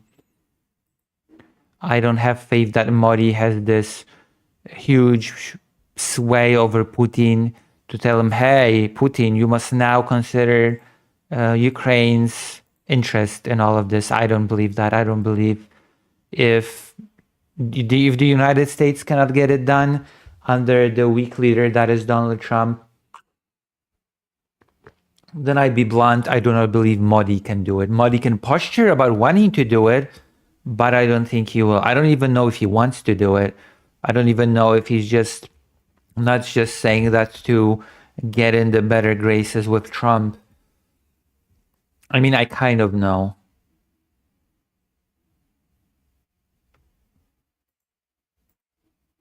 I know.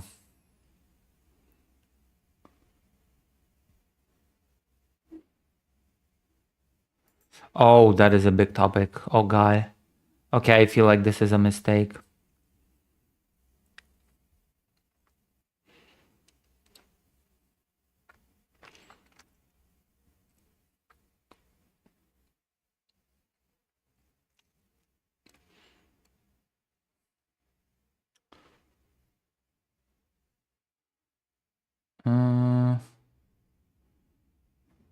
Let me see.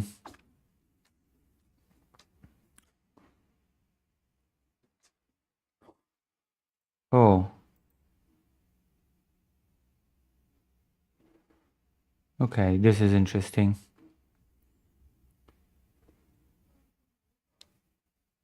Right. I want to read about the. Well, not really read. I want to discuss the failed negotiations that are happening right now between the United States and Russia, because it's not happening between Ukraine and Russia, and it's definitely not happening between Ukraine and the United States. Is Trump blaming Zelensky still? Yes, 100%. Oh, God, I'm so glad you said this, because we are definitely going to talk about the fact that once again, Trump is blaming Zelensky. Trump is blaming Zelensky for the failed negotiation in Moscow that just happened. Believe it or not, Trump found a way to blame Zelensky for the fact that Russia has rejected the peace plan, because Russia has all but rejected the peace plan during the negotiation talks.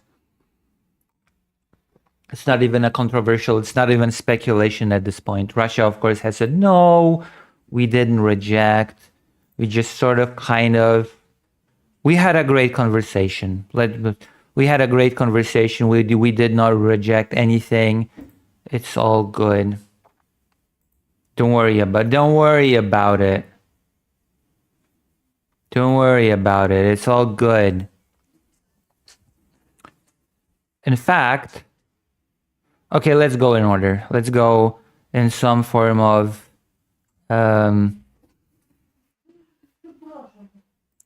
let's do it in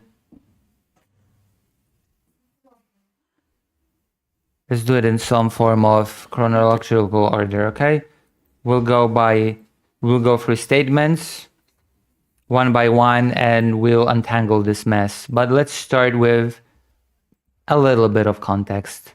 I assume that everybody here knows what's happening with these conversations, with these talks, but it all started with Witkoff and Dmitriev, the Russian representative, having a conversation after Witkoff has coached the Russian side on how to handle Donald Trump, which is very interesting that the American side is supporting Russia in coaching it on how to talk with the American president. It is a little bit of an unprecedented situation in which instead of doing their jobs, the American politicians do aid Russian politicians in doing theirs. That is not something that we have witnessed before, for sure. There's a war in Ukraine. Maybe you haven't heard of it. Maybe you have not heard of the fact that there's been a war raging between Russia and Ukraine since 2014. But it was a limited conflict in the region of Ukraine called the Donbass. And in 2022, Russia has decided to turn it into a full-scale invasion that would engulf the entirety of Ukraine. That is the starting point of what we're talking about. Fast forward to now, we have a new president. Well, not so new anymore. It has also been basically a year since his inauguration. But we have a new president after Joe Biden. This new president has promised that he would solve this conflict that has been going on for over 10 years now, that he would solve it in 24 hours, that he would solve it even before the 24 hours, that he would solve it before even taking office, that it would be no problem, that he would do it very quickly. It is almost 2026 and we are no closer to this conflict ending. We are no closer to this war ending. And in addition, Russia, there's been a very big paradigm shift. That is also context that is, I think it should be drilled over and over and over again. The whole paradigm of US-Russia relations have completely shifted ever since Trump took office. Under Biden, it was, we will not talk to Russia. Russia is the aggressor. Russia is genociding Ukrainian people. We will support Ukraine, even if the support was quite frankly lacking, which is a topic for another day. But the fact remains that the policy of the Biden administration was, in fact, aiding Ukraine. New aid packages were approved and shipped, and things were moving along, even if not ideally, they were moving along. The paradigm shift is that, first of all, the United States under Trump says that Trump repeatedly says, it's not my war. It is not my war at all. It's Biden's war. I have inherited this war from Joe Biden. This war would have never happened if I were president. A statement that has no evidence. There's no facts that point to the fact that there would be no war if Trump would have been president when it erupted. There's absolutely nothing indicating that Vladimir Putin would not have decided to invade under Trump. So you can just forget about treating that statement with any level of seriousness. It is not a serious statement. It is an empty boast. Trump had the opportunity during his first term to end the conflict that was raging on since 2014. He did not do it. So I am very confident that whoever would have been the president of the United States in 2022, Vladimir Putin would still have invaded. If it were Trump, he still would have invaded. I have no real evidence to back that up, but it is my strong assertion that that would have still been the case. We still would have been in the same situation as now, but I would say that under Trump, it probably would have been worse now than what we have. But that is also, of course, something that I'm asserting. That is my personal opinion. That if Trump were to be president in 2022, we would have had a far worse situation right now on the ground in Ukraine and in Europe in general. Okay, so that is the broader context for the conflict, for the paradigm shift. Oh, wait, no, I'm not done yet, actually. I am not done setting the stage yet because there has been a whole different new difference that happened between Biden and Trump. And that is who is considered to blame for the invasion. Yeah, believe it or not, that suddenly seems to be a topic of contention. When Biden was president, I believe, it was not a topic of contention. It was widely accepted that Vladimir Putin decided to invade Ukraine, that the invasion was, that Russia was the sole party responsible for the invasion. It's the aggressor. And if you want to blame anybody for the invasion, it should be Russia, of course. It's a no-brainer. But that all changed under Donald Trump. Right now, it is hard to say who the Trump administration blames for the war. Sometimes it's the president of Ukraine, Zelensky. He pushed for the war. As Trump has said on numerous occasions, Ukraine should not have pushed for this war if it were not prepared to win, that Ukraine should not have pushed for a war with a much bigger country, that Zelensky should not have pushed for this war, basically saying that Zelensky is the fearmonger that attacked Russia.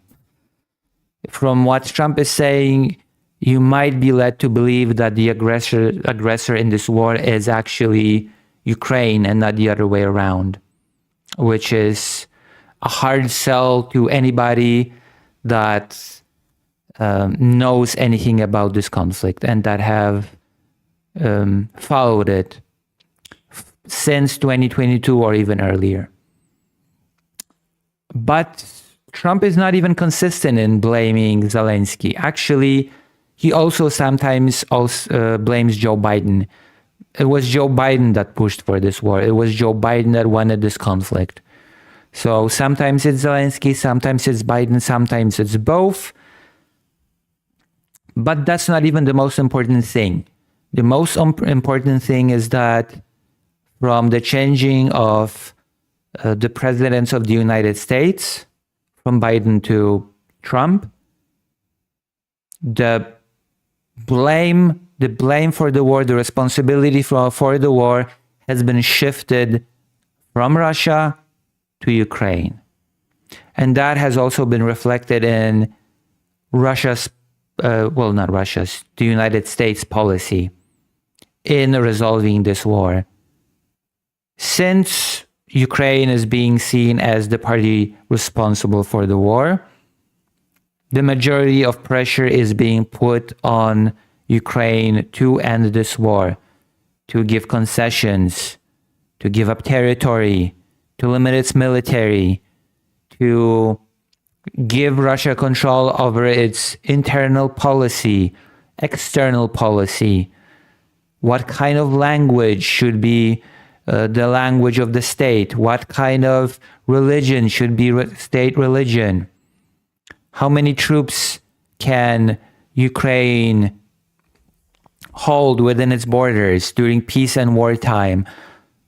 What kind of weapons can Ukraine mount? What sort of allies can Ukraine have? What sort of alliances can Ukraine enter?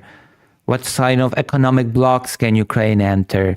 All these things the United States believes should be in the decision-making capacity of Russia, because Ukraine just should not have fought with such a strong enemy if they did not know that they could win.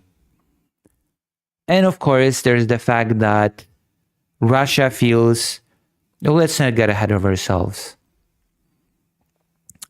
The physical manifestation of this change of policy between the United States, Ukraine, and Russia is the 28-point peace plan that has emerged very recently from the talks between the special envoy Witkov and Dmitriev on the side of Russia. A proposal that is treated as a business deal, basically between the United States of America and Russia, that would not only give Russia all that it wants in this war, but it would also open the door to lucrative business, to rebuilding of Russia's economy and profit for the United States at the expense of European security. That was basically what the recent plan has made happen.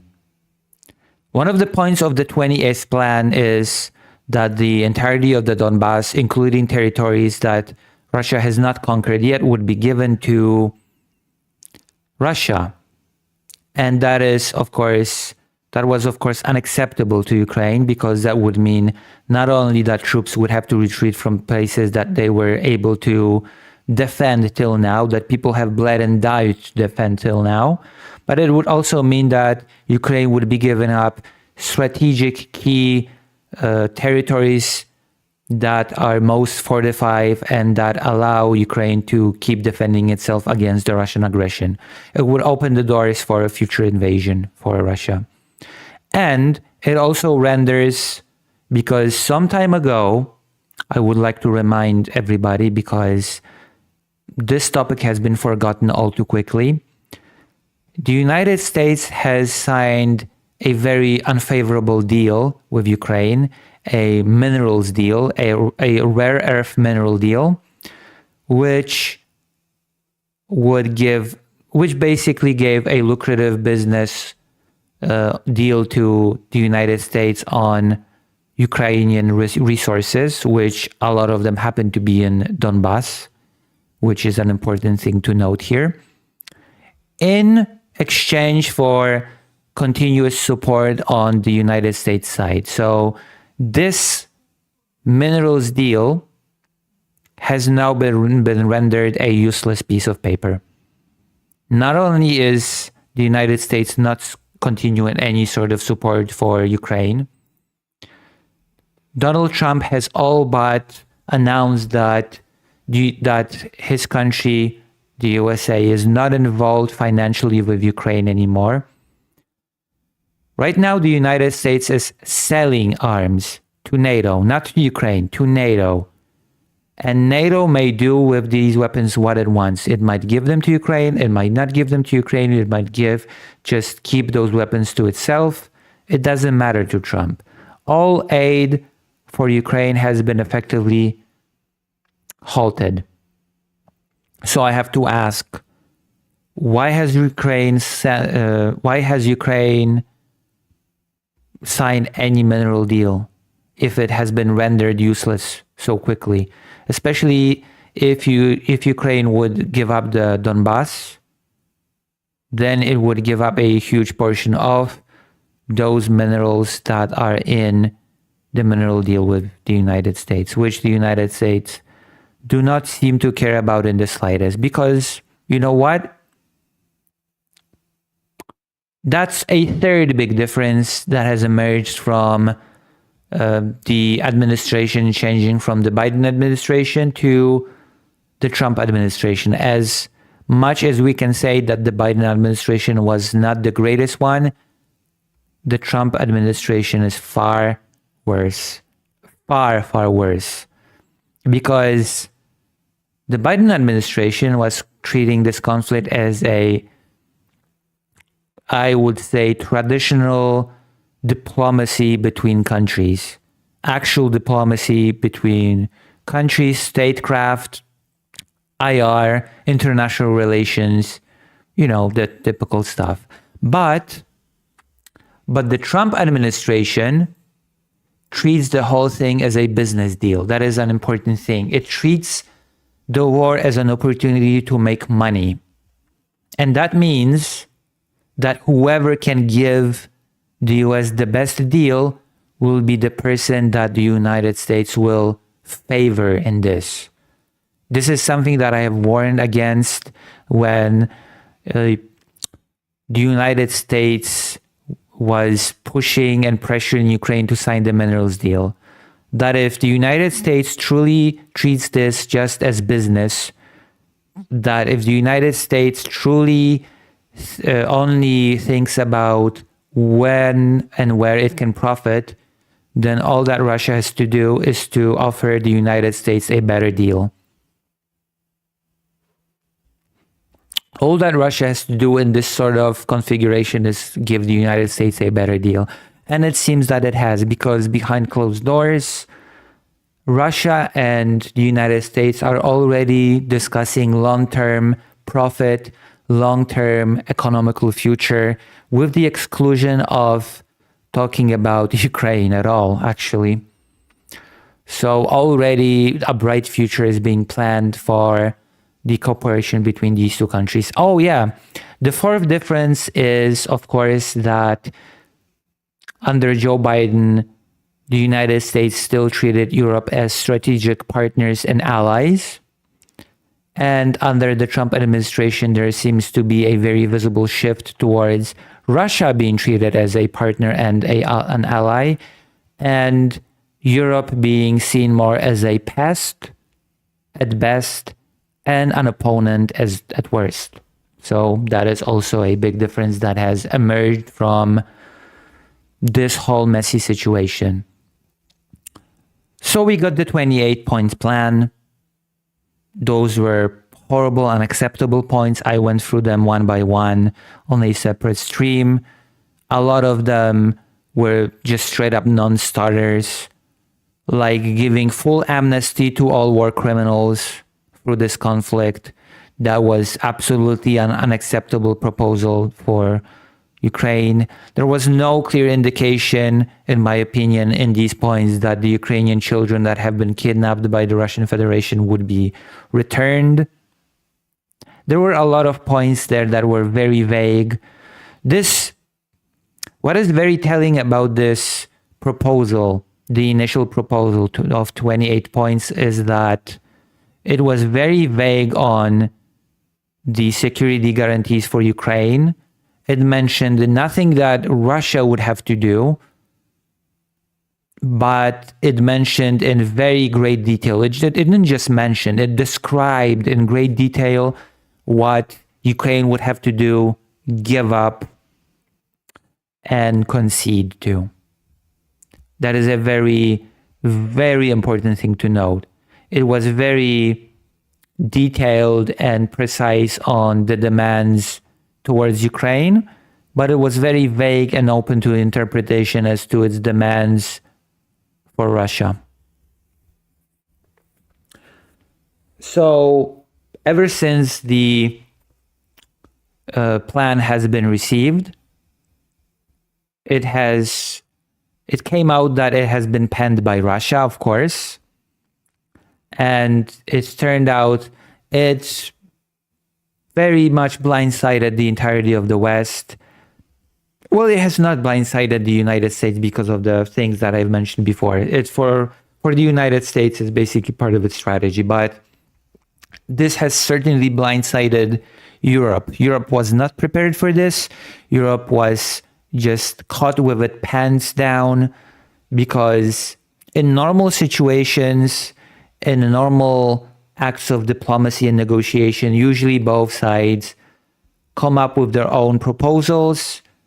They meet, they show their proposals, they confront those proposals, they compare them, those proposals clash, and both sides meet in the middle, so to speak. They see where each of the sides can give some space, can give some room to negotiate. But the thing is that in this case, Russia has dictated the pace, Russia has dictated the shape of these negotiations by creating a starting point for it all through its 28-point plan. There was no European counterproposal.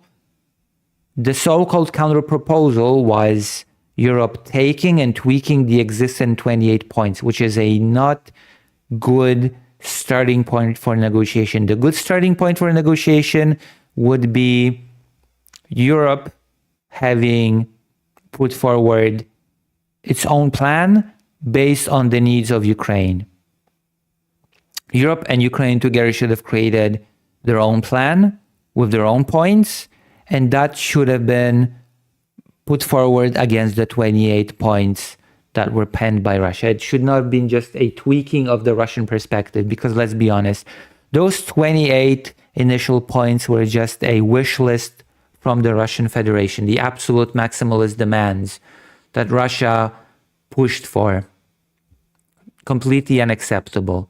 The unacceptable should not be the starting point for creating a counterproposal.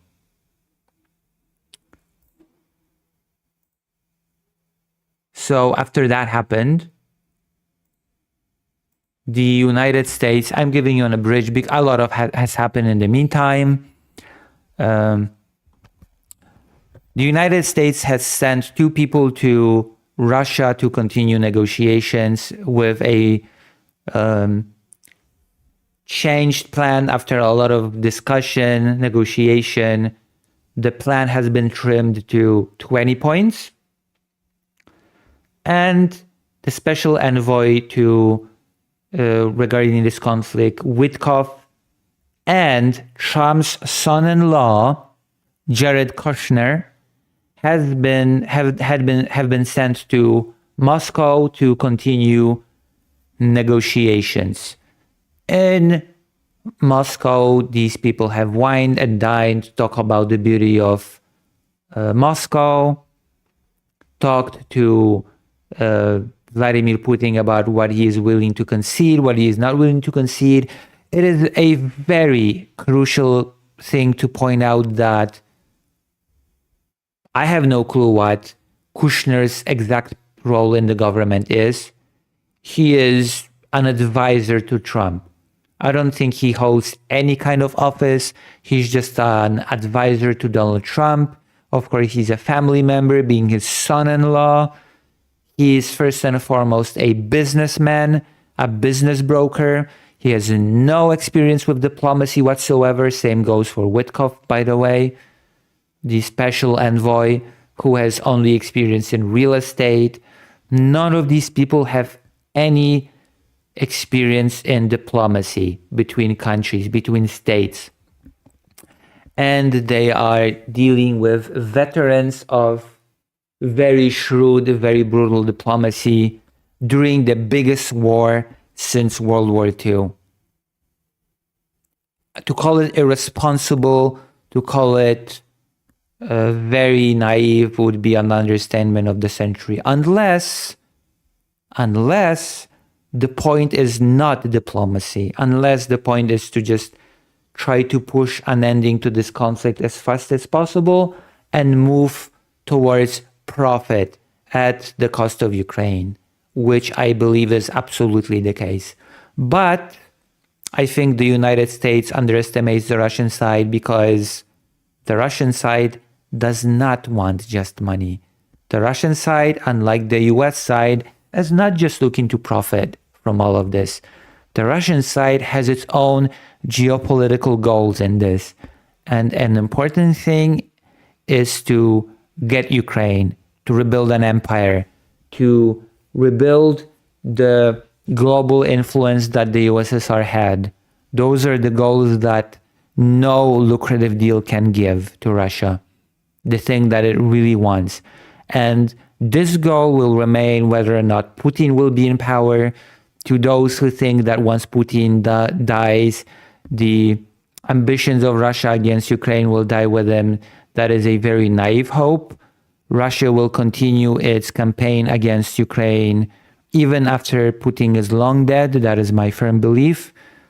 There is just too much ingrained right now in Russian politics regarding the project of rebuilding an empire that it goes far beyond just one man, which is Vladimir Putin.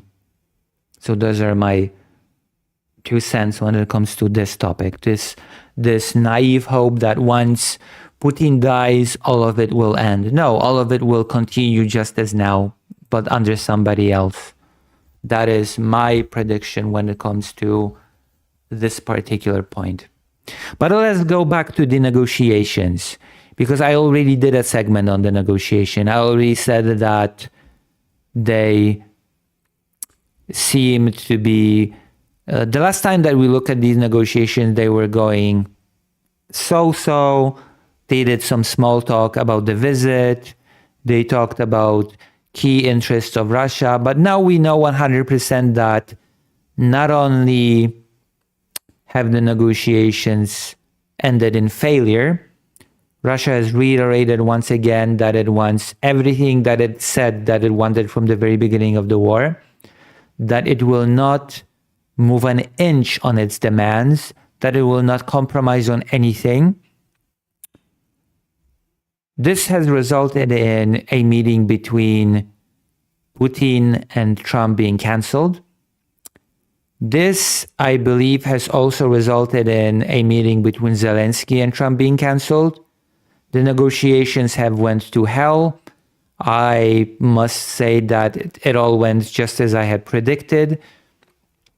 There's a big rift between Ukraine and Russia. What is acceptable to Ukraine is absolutely unacceptable to Russia. What is acceptable to Russia will be absolutely unacceptable to Ukraine. So even if Trump will tell you, which he says very often, that the conversations are going well, that we might see something good happen very soon, that we are very close to having a deal, do not believe any of that. That is nonsense. Only believe it when you see a signed document between Ukraine and Russia. Until then, do not believe a single word that Trump says. Just treat it as fluff. Treat it as PR nonsense that will lead to nothing, because these countries just have too much differences when it comes to what they are willing to agree to. And in my mind, Russia has to be pressured in a real way to concessions. Russia cannot be pleaded with to agree to concessions. Russia cannot be asked nicely, please agree to move away from these demands, from those demands. No, the situation on the ground has to change in a measurable way for Russia to conclude that the invasion is not profitable anymore, that it's not sustainable anymore. Right now, Russia feels that it can just continue the war. It has no incentive to enter real serious negotiations, real serious peace talks. Russia has not been pressured enough on the battlefield to conclude that this has to be settled in a negotiation. And the United States pretends that it does not understand that, because it has withdrawn all its support for Ukraine. As Trump has said, we are economically not in Ukraine anymore. We are not involved in this conflict economically anymore. So this is where we are. This is basically the context. Now let's see the aftermath of these negotiations, okay? Let us see some of the footage, okay? Let us see what some of the politicians are saying.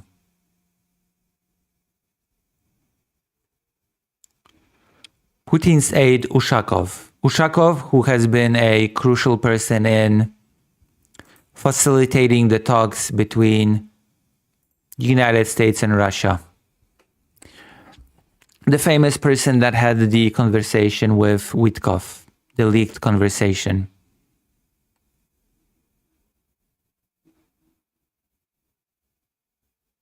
Witkoff and Jared. Hold on, this is the wrong link. I want to see this next one. There you go. Putin's aide Ushakov, commenting on a possible Trump-Putin meeting, mumbled through his remarks like a student dragged to the blackboard. Unprepared in the end, he called Witkov and Kushner these two people, as if he still wasn't sure who they were or why they had come to the Kremlin. We agreed that at the level of representatives, assistants, and other representatives, we will continue contacts with the Americans, in particular with these two people who came to the Kremlin today. As for a possible meeting at the presidential level,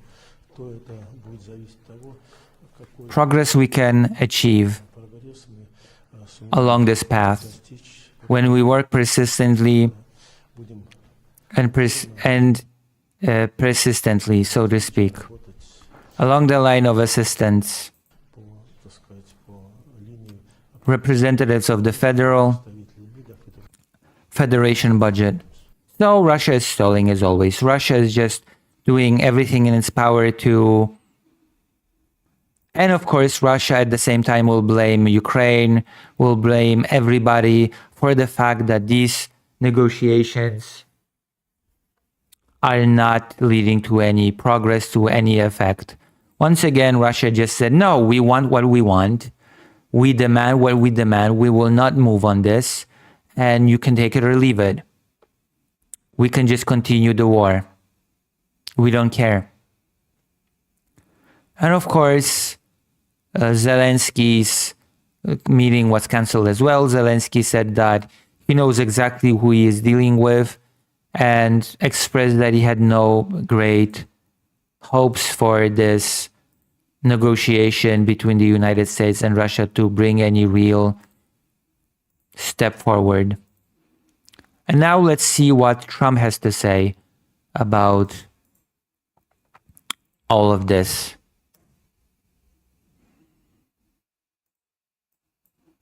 Observe.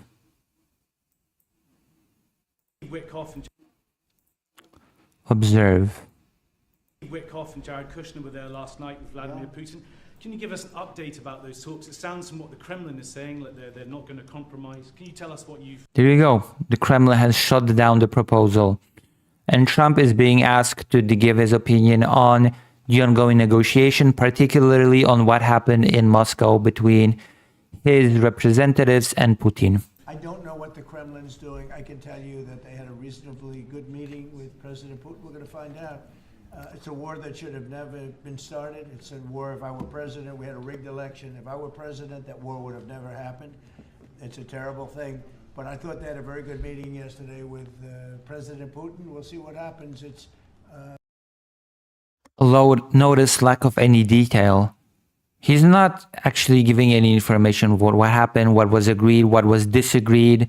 He's just saying there was a good meeting, and then he gives his entire spiel about how the war should have never happened, that it would have never happened if he were to be president, which has no ground.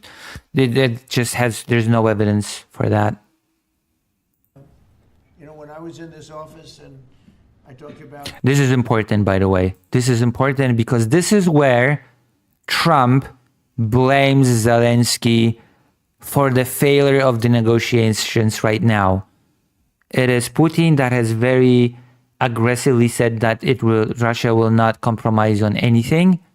And watch now as Trump will blame Zelensky for it. Listen to this. You know, when I was in this office and I talked about no cards, I said, you have no cards. That was the time to settle. He's referring to the infamous meeting between himself and Zelensky earlier during the year, when he said that Zelensky is ungrateful, that Ukraine has no cards, and that he is dependent on the United States, and he should be grateful, he should bow down. And I believe he also said that Ukraine is gambling with World War III. Thought that would have been a much better time to settle. But they, in their wisdom, decided not to do that. They have a lot of things against them right now. But Translation. Trump is insinuating that Ukraine should have settled before because Russia had a lesser advantage at the time when Trump said that Ukraine had no cards, that Russia has bigger advantages now and a lesser incentive to settle. So Trump is blaming Zelensky for Russia rejecting the peace proposal because Ukraine should have settled earlier when Trump told him that Ukraine had no cards. Very fascinating that whatever Russia does, whatever Russia does not do, Ukraine will always inevitably be blamed for it because Russia is treated as a lucrative business partner with whom the United States currently does not want to have a bad relationship with.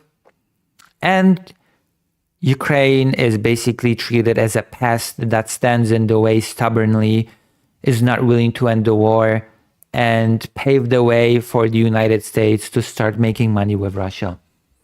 Ukraine is treated as an obstacle to business, an obstacle to making good money. That is the reality of it. you have President Putin had a very good meeting yesterday with Jared Kushner and with Steve Witkoff. What comes out of that meeting, I can't tell you, because it does take two to tango. You know, Ukraine, I think we have something pretty well worked out with them. They're very satisfied, considering. There you go. There you go. He sort of very begrudgingly accepted that Russia is not playing ball. But again, it doesn't matter much, since at the end of the day, the ones that are being blamed for it are the Ukrainians and Zelensky. The negotiations ended in an abject failure. It is hard to say where the negotiations will go from here. I don't have many hopes for it, because it just seems like a dead end. I do not feel like anything will change in a substantial way until the situation on the ground will change in such a way that would force Russia to serious negotiations. Because once again, the goals of the United States and Russia do not align in all of this, as well as the goals of Russia and Ukraine, of course. There's one more thing that I would like to watch with you before we move on, and that is the reaction of the president of Ukraine, Volodymyr Zelensky, to all of this, because unlike the United States of America under Donald Trump, I do like to, in fact, include the Ukrainian perspective. We're preparing, let's just watch.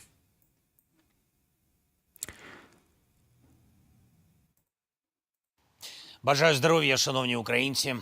I wish you good health, fellow Ukrainians. Сьогодні Today I received regular reports from our team on work with partners. доповіді нашої команди по роботі з партнерами.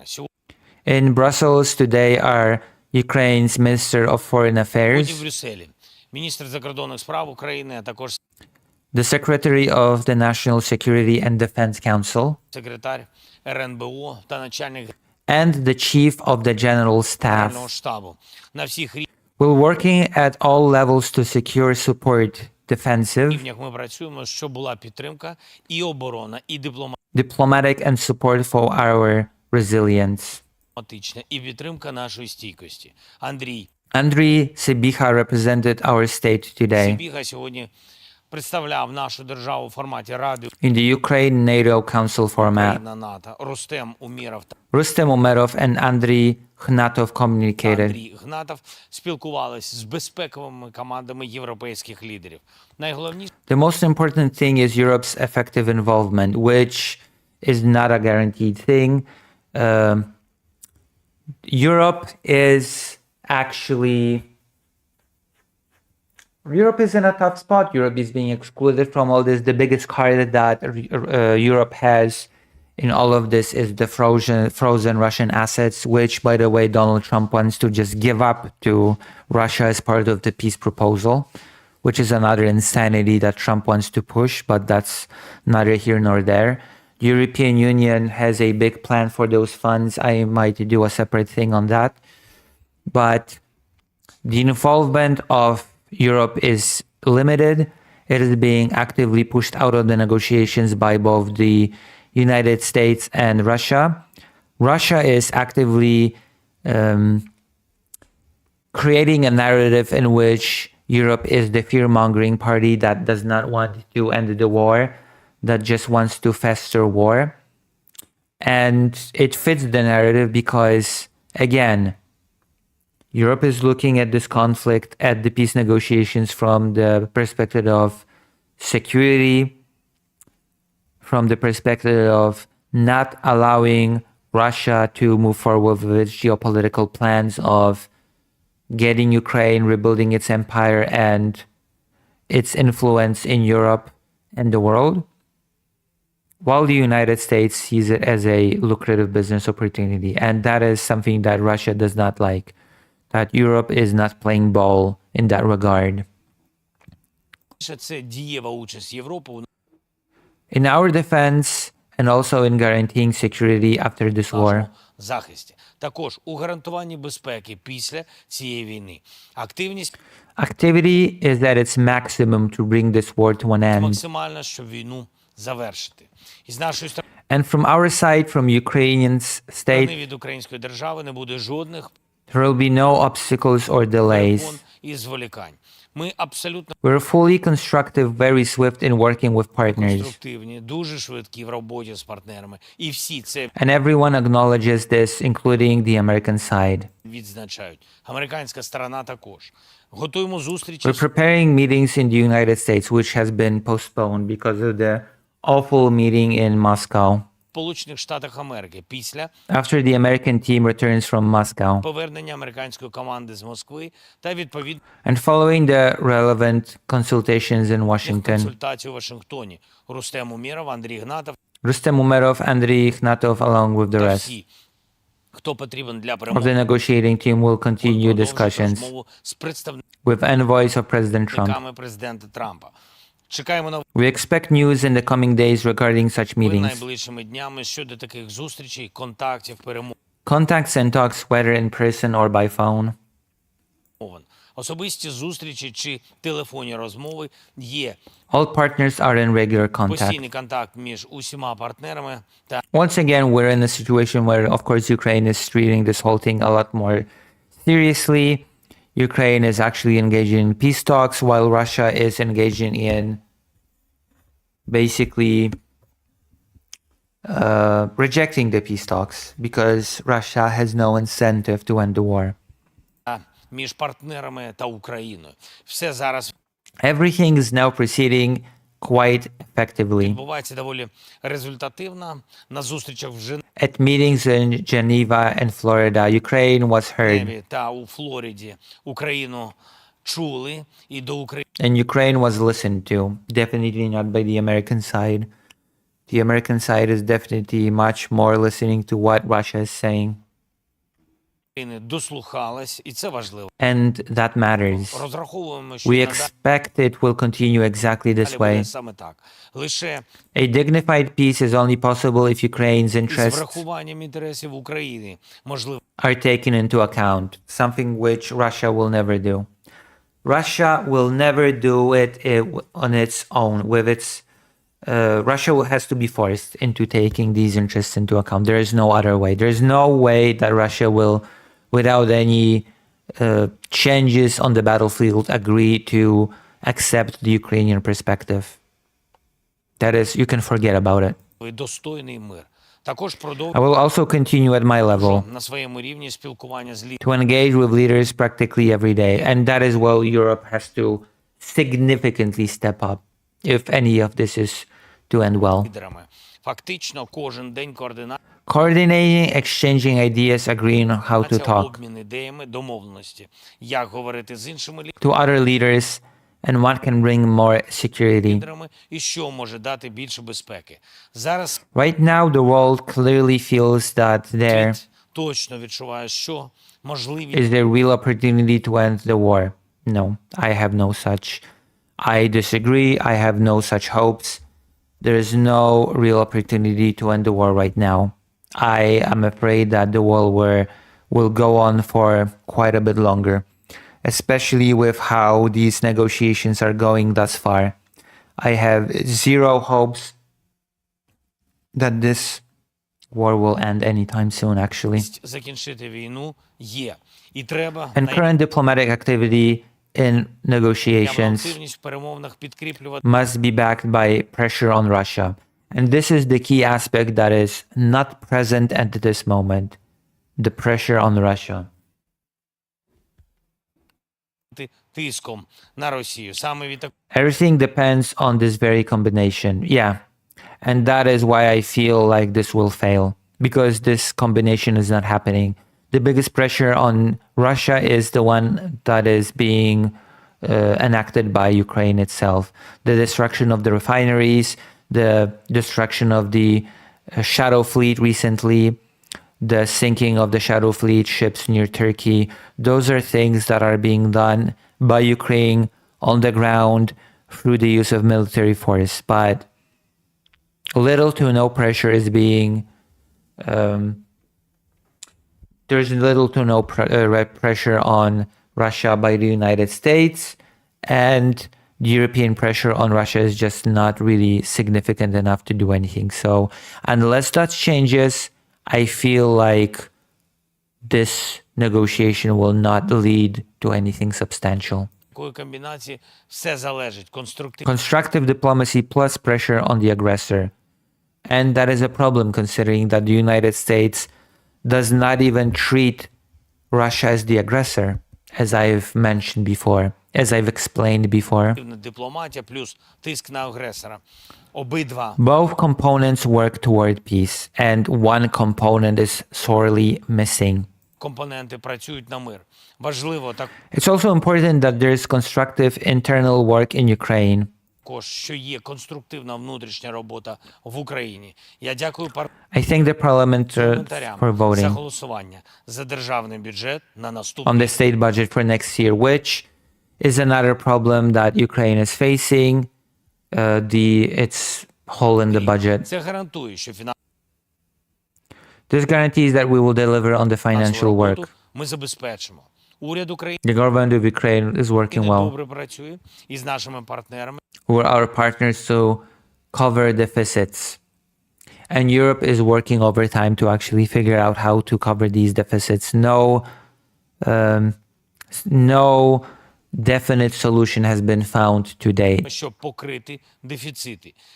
That's important thing to talk about as well. There's an understanding on how this will be done. There's an understanding on how this will be done, but there's definitely not an agreement on how this will be done.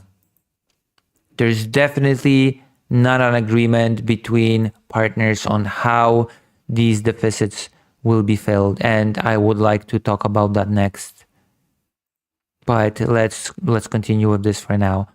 Let's just say that there's a lot of hurdles before Ukraine, before the subject of these deficits can be solved. It is not a simple conversation by any means. We're also continuing the full reorganization and cleansing policy of the energy and defense sectors. Okay, let's see.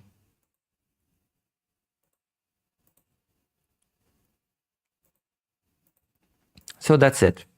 I don't think we have to watch this anymore.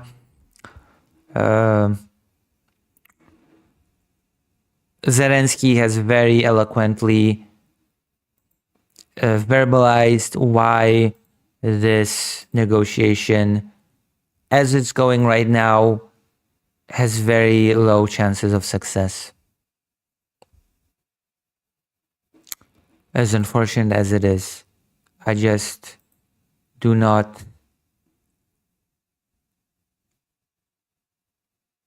I just don't believe that this will lead to anything.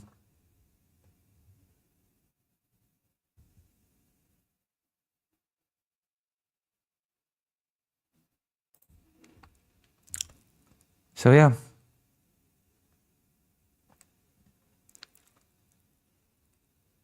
Oh.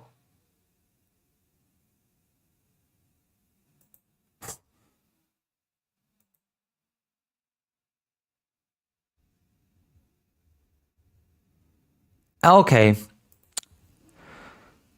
I would like to be able to end this on a positive note, but you know what? I am a bitter person, so I will end this on a very negative note, because why not? I will end this particular segment on a very negative note because I'm Polish, and just listen to this. Listen to the Secretary of NATO, who is the biggest ass licker of Trump that exists currently.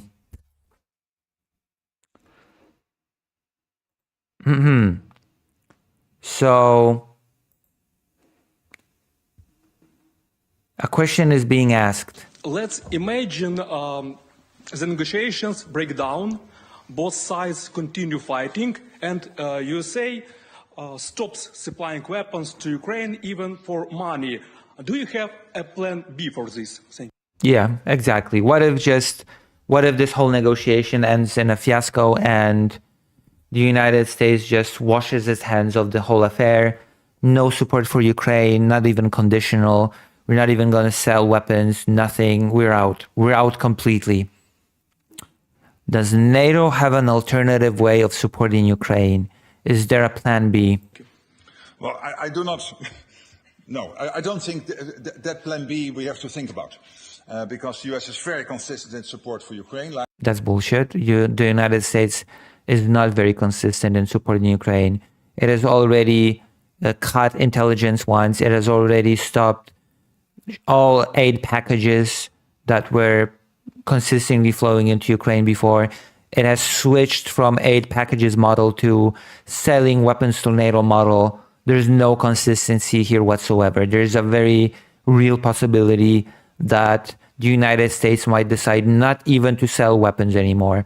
And in that case, it is very comforting to see that NATO has no plan B. There's no plan B. Who cares about planning? Who cares about preparing for any possibility? I am just here to suck on Trump's dried up cock. That's all that I care about. It's pathetic, and this is exactly why we are where we are. Because NATO is depending on the United States. And there is no plan B apart from the United States.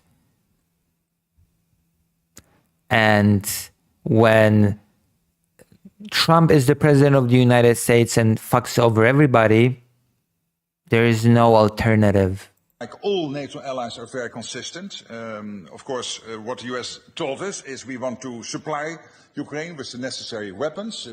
It does not. Tomahawks? Where are the tomahawks? Please tell me. Please tell me where are the tomahawks that Trump has denied to Ukraine time and time and time again. What a joke. What a pathetic, pathetic joke. Both lethal and non-lethal. But we expect Europeans and Canadians to step up when it comes to the paying for it. And that's this Pearl program where the US is delivering the necessary weapons, including the air defense systems. And what about tomahawks? The PAC-3 missiles for the Patriot systems, but also for the other air defense systems, and all the other stuff and all the military gear you need to stay as strong as possible in the fight, paid for by European and Canadian allies. That is the big program. It started in July, and at the moment already 4 billion, and I think by the end of the year 5 billion of that supply will have been delivered to Ukraine, critical material.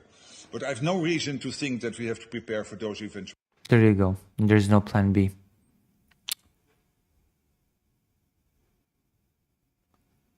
Plan B is good luck. That is plan B.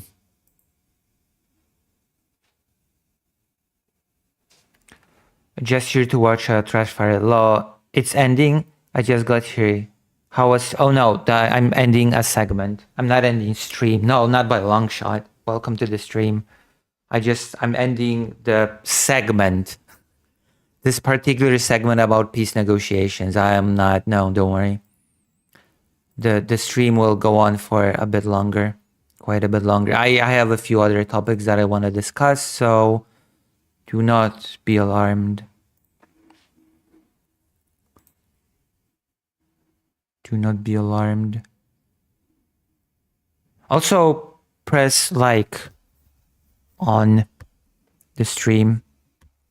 Press like. Okay, we've done 2 hours right now. Nice, thank you. Thank you for deciding to stick around as we talk about politics and, you know. How long was this one?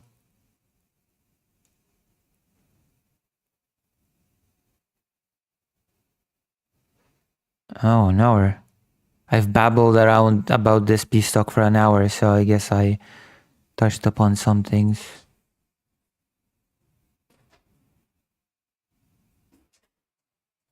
I babbled about the reparations for Poland for 40 minutes. There's one thing also that there's a few other topics that I would like to talk about. Maybe we should switch gears. Maybe we should switch gears to something more. Oh yeah, maybe we should talk about an actual crash fire.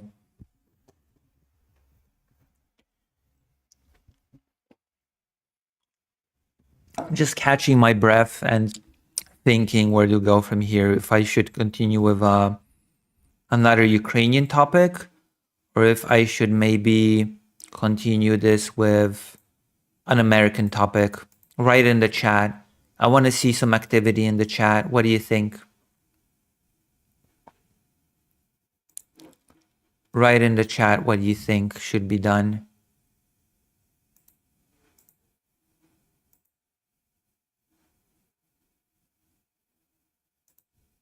I want to know your opinions.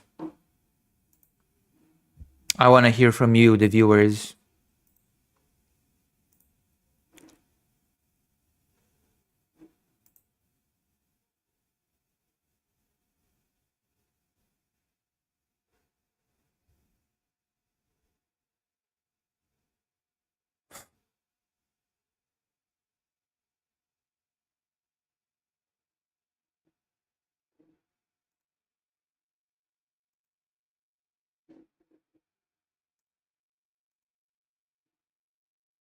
I hate America. Whichever topic sounds good to you, they both sound good to me. I mean, good in an awful kind of way. Alternate continents as we cover global topics. Yeah. We did a Polish topic today as well. I rambled at length about the Polish one. Hold on. AP News is my friend for this one. Pentagon watchdog finds Hexef's use of Signal posed risk to U.S. personnel, AP sources say. By the way, I've noticed a very interesting trend in the Trump administration, and that is the usage of social media to communicate about crucial, delicate business regarding the state, putting personnel at risk, leaking secrets. Apparently, you remember that conversation between Witkoff, special envoy to end the war in Ukraine, and Ushakov, the representative from Russia? Remember the super secret conversation that was happening where Witkoff was couching the Russian, like a coach to the Russian side, telling them how to deal with Donald Trump, how to talk to Donald Trump to get the best results? Apparently, the only reason why we got this conversation, why it leaked, was because it was conducted on WhatsApp. Yeah, that's right. The conversation was apparently held on WhatsApp, which is extremely funny because I just laugh at the idea that important state secret level conversations are being held on the social media communication chat programs such as WhatsApp or Signal. But also I find it especially funny in the Witkoff case because WhatsApp is apparently banned in Russia, and yet the Russian side had no problem in conducting the conversation on WhatsApp, the banned program, the one that Russia forbids in its own country. But we're not talking about the Witkoff conversation right now. We're talking about Mr. Hexes putting troops at risk through the use of Signal. I have to say, I showed a little bit of his restraint when it comes to this dumbass when discussing the Venezuela boat incident in which he ordered a second strike on 2 people clinging to life. But I'm just growing to think that Hexes, I'm not gonna shame him for his alcoholism and problems with abusing alcohol, but I'm growing to think that he just might be a psycho. He just might be a psycho. And I will try my best to make a case for that throughout this segment. Okay? Yeah, the best way not to leave any records of your communication is to conduct the communication through social media programs that are being observed, recorded, and surveilled by the companies that own them. That is surely the best way to not record any communication in these delicate conversations. And of course, that is the best way to ensure that none of it will ever leak. Right? That surely none of it will ever leak and lead to any problems. Okay, let me make my case for this person being a psycho. I think the last thing will be a cherry on top of a very, very well prepared cake when it comes to this. All right, let's look at it. The wider context, of course, being the fact that the United States seems to have shifted to social media to conduct its important conversations, which, again, very comedic, very funny, but also terrifying and horrible at the same time.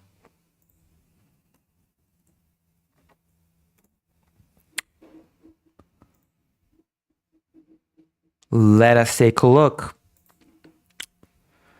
The Pentagon's watchdog found that the Defense Secretary Pete Hegseth put U.S. personnel and their mission at risk when used the Signal messaging app to convey sensitive information about military strike against Yemen's Houthi militants. Two people familiar with the findings said Wednesday. I assume that very, very sensitive data on the personnel was shared during those conversations, and rando journalists were just let in to the group chat because some idiot misclicked, some idiot chose the wrong person from the list, and this is basically how this whole thing leaked. Because in the Trump administration, psychotic behavior and incompetence go hand in hand, which I'm afraid that is not the best combination when it comes to running the most powerful country in the world, combining bloodthirsty behavior with incompetence. It's a very, I feel like this might end badly, but maybe it's just me. I'm just a woke tranny, quote unquote. You know?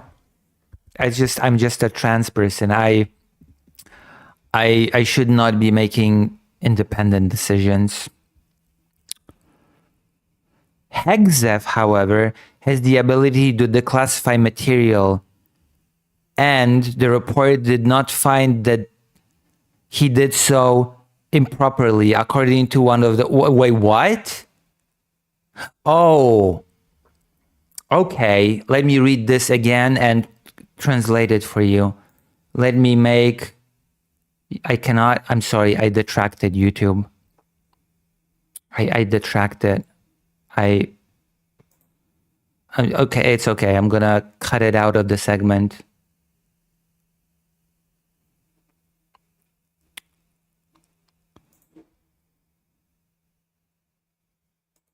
I'm too small for any consequence on Twitch.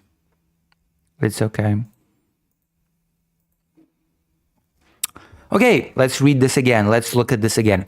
Hegseth, however, has the ability to declassify material, and the report did not find he did so improperly. According to one of the people familiar with the findings who spoke on condition of anonymity to discuss the information, the person also said the report concluded that Hegseth violated Pentagon policy by using his personal device for official business, and it recommended better training for all Pentagon officials because, you know what? People in the Trump administration are too stupid to realize that using your personal device for crucial state information, crucial state communication is not the best idea. Because the Trump administration is just infested with idiots, with murderous idiots. And what I can see, what I can glean from this, what is basically being said here is, hey, you know what? That wasn't a leak. That wasn't me at like some kind of an idiot leaking vital information, secret information via Signal. No, that was me declassifying this information. That was me using my ability to declassify the material to share it with the world. Who cares if I put anybody at risk? Who cares about the troops? Who cares about personnel safety? I, Pete Hegseth, the man who does not care about anybody's life, as I have demonstrated during this whole debacle with the Venezuelan ship, have decided to graciously feed you peons with some information that I have declassified. It was totally not an act of incompetence on my part. It was all calculated action. Trust me, okay? Trust me on that one. I was so planned on my part. It could not have been more planned.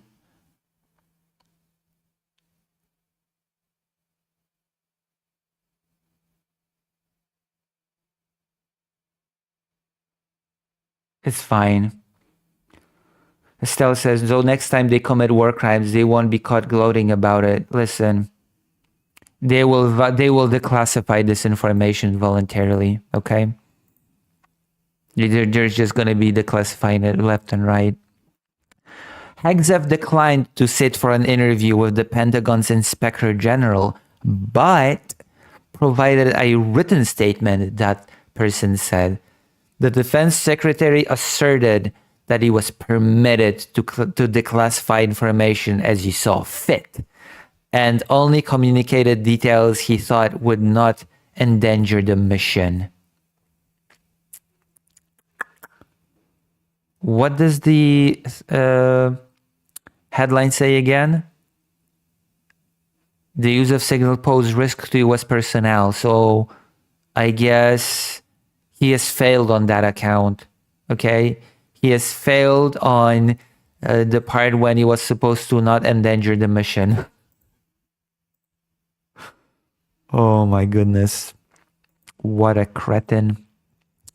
The initial findings ramp up the pressure on the former Fox News Channel host. Oh, I completely forgot about that. Well, that makes him even more psychotic in my mind. A Fox host. Oh, God. The Trump administration is such an amazing assembly of business broker, real estate dude, Fox News host. God, what an amazing assembly of high-level professionals, well leveled, just so stable individuals. I could not even make it. Just you cannot make this up. You cannot. Fox News. I completely forgot about that aspect. A Fox News alcoholic made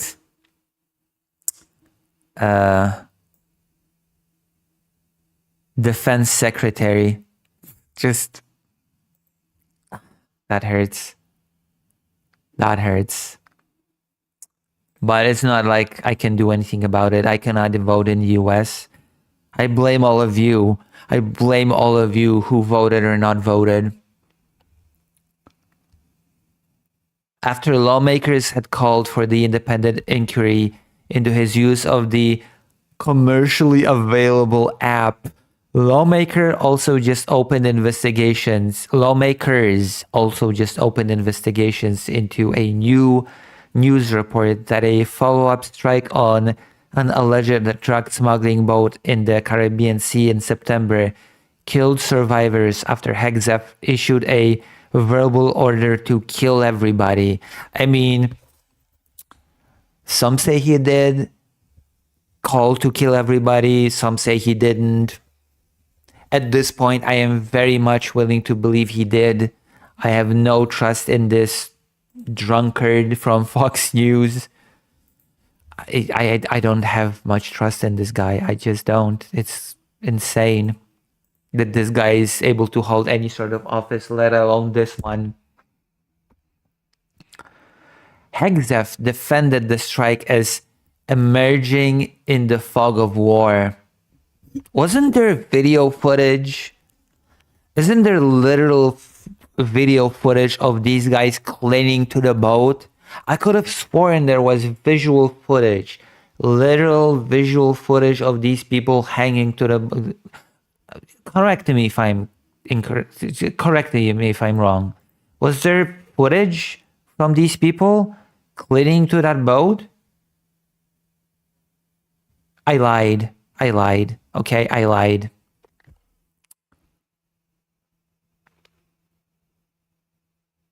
I couldn't. The moment I got reminded that he was a Fox host, the alcohol, the not talking about alcoholism thing was off the table. If he was just an alcoholic, that's one thing, but he is an alcoholic plus an ex-Fox News host. That makes it different. That makes it different in my eyes. I had alcoholics in my family and they've conducted themselves better than Pete Hegseth. That's the only thing that I'm gonna say on the matter. Oh yeah. Okay, listen to this. I read some of this article and the justification that Hegseth said for defending the second strike as an emerging in the fog of war is the stupidest, most hilarious at the same time, and just psychotic thing ever. Okay, listen. Hegseth defended the strike as emerging in the fog of war, saying he did not see any survivors, but also didn't stick around for the rest of the mission, and that the admiral in charge made the right call in ordering the second strike. So, actually, I didn't see any survivors, but then again, I just left. I didn't wait till the end. So I didn't wait for any sort of visual confirmation of the situation at hand. I just didn't care enough. It's just like, whatever. And that's why the second strike is justified, because I could not be bothered to wait till the end of the mission. I just couldn't be bothered. I don't know. I had things to do. I have people to see, places to be. I couldn't be forced to care. He also did not admit fault following the signal revelations, asserting that the information was unclassified. There you go. It's exactly as I said before. It's not a leak. It is called declassification. Who cares if I used a commercial software to talk about these delicate pieces of information? Who cares if I used my personal device to conduct the communication? Who cares? I have the right to declassify. Declassified, high-level professionalism on the highest levels of government.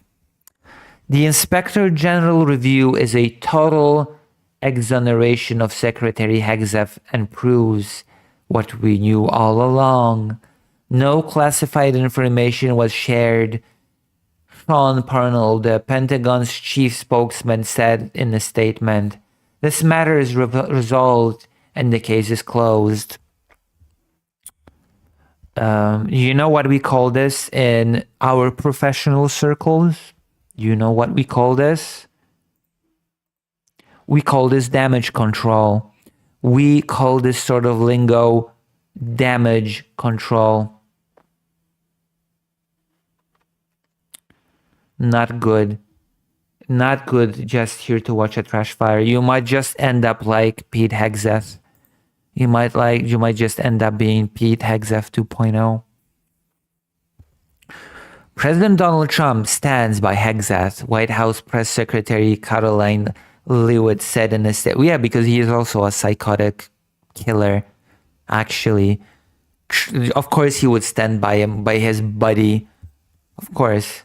Adding that the probe affirms that no classified information was leaked and operational security was not compromised. Oh, wait. But this next part seems to contradict what was said above. Are you saying that I cannot trust Donald Trump and his probing?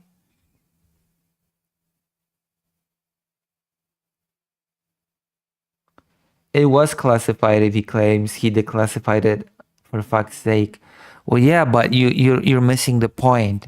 The point is that it was not classified anymore at the point of him sharing it like a dumbass on a commercial chat engine. We have investigated ourselves and found no wrongdoing. True.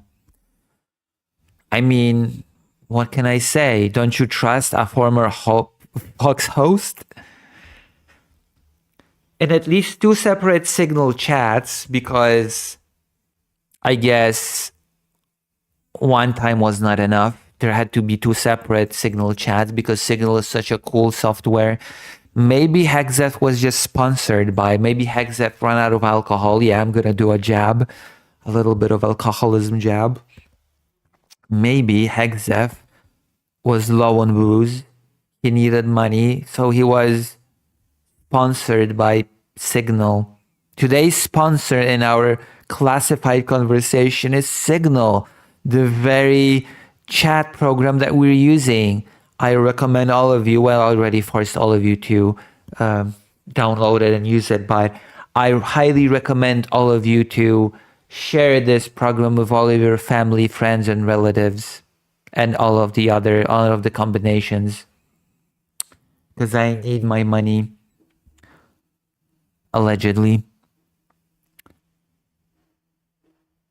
In at least two separate Signal chats, Hexef provided the exact timings of warplane launches and when bombs would drop. That does not sound like classified material to me. That seems like public knowledge.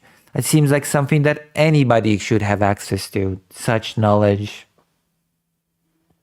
It feels fine to me. I don't see a problem. The probe was right. Before the men and women carrying out these attacks on behalf of the United States were airborne. Uh-oh.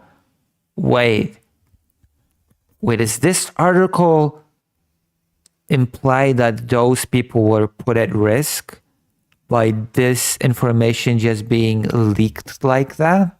Is that the implication here? No. It's fine. The information was declassified at that point. Hexef's use of the app came to light when a journalist, Jeffrey Goldberg of The Atlantic, was inadvertently added to a Signal text chat chain by then National Security Advisor Mike Waltz. Well done, Mike. Well done. It included Vice President J.D. Vance, another loon, Secretary of State Marco Rubio, spineless coward, Director of National Intelligence Tulsi Gabbard, and others brought together to discuss March 15th military operations against the Iran-backed Houthis. Hexef had created another Signal chat with 13 people that included his wife and brother, where he shared similar details of the same strike, the Associated Press reported. I can imagine how that went. I can imagine he had a few too many to drink and his brother, was it brother? Yeah, wife and brother. They were like, come on, Pete, come on.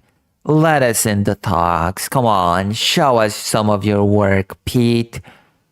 You really a big shot in the government? We don't believe you. Let us in the little chat. Let us see how you conduct your work, what you talk about with these people. Come on.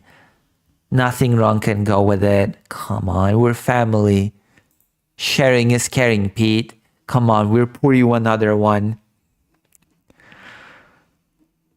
Oh, goodness.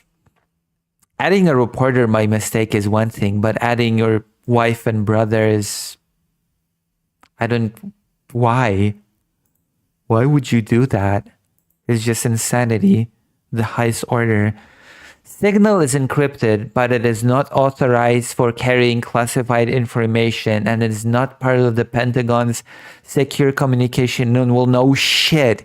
No shit is a public commercialized software, not part of the Pentagon's secure communication network. No shit. What a shocker. I was actually convinced that it was part of the Pentagon secure communications network. Well, you know what? I stand corrected. I guess I stand corrected.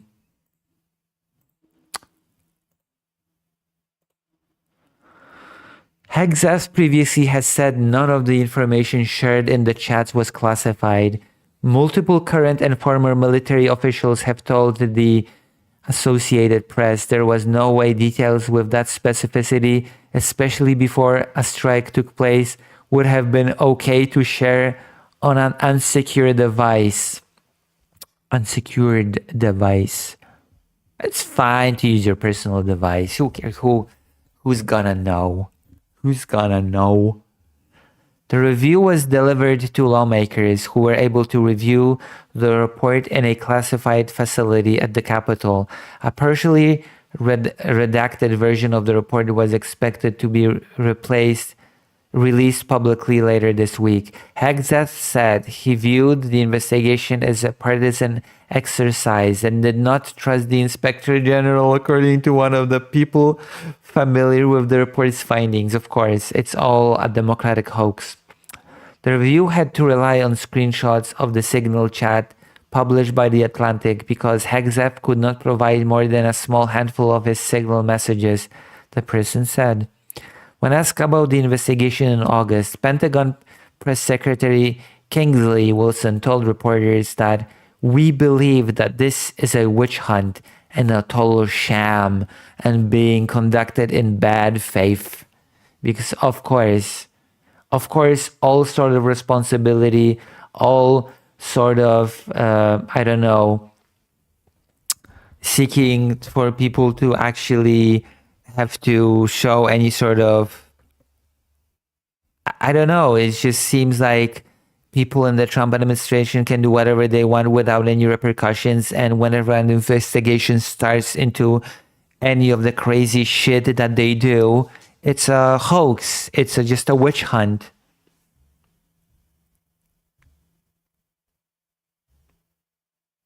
It's just a witch hunt. There's nothing to see here, anybody. Nobody was endangered. It was all declassified information. It's all just a Democratic hoax perpetuated by the fake news. There's nothing to see here. Everything was done according to protocol. Everything is kosher. We shouldn't be even talking about it. I should just shut up and not talk about it. Lawmakers had called for Inspector General to investigate. The revelation sparked intense scrutiny. Witch hunt? With Democratic lawmakers and small number of Republicans saying Hegseth posting the information to the Signal chats before the military jets had reached their targets potentially put those pilots' life at risk. Yeah, but you're forgetting one thing, okay? These people forgot one thing. Pete Hegseth does not care about anybody's lives. He just doesn't give a shit. He has proven that time and time again very recently that just he does not care. So like the only way he will learn anything from this is that if he faces any legal repercussions, which, you know what? Somehow I am highly doubtful that will happen. I don't know, color me skeptical, but somehow I just don't know. I just don't think anything will come of this. The Inspector General had opened its investigation into Hegseth at the request of the Republican chairman of the Senate Armed Services Committee, Senator Roger Wicker of Mississippi, and the committee's top Democrat, Senator Jack Reed of Rhode Island. Whew. Aren't you glad this guy is in the position that he is in? Don't you feel safe when this guy? Don't you feel safe? I mean, not all of you are Americans, but I don't know. I feel like things are going well.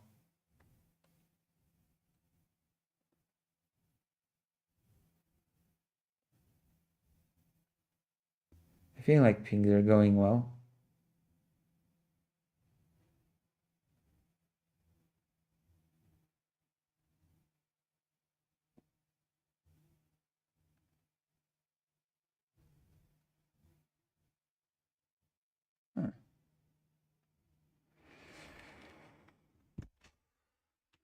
We're not done yet.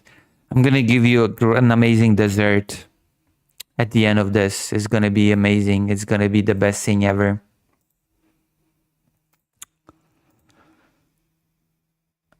It all ties back to the campaign against Yemen's Houthis. The Houthi rebels had started launching missile and drone attacks against commercial and military ships in late 2023 in what their leadership had described as an effort to end Israel's offensive against Hamas in the Gaza Strip. Wow.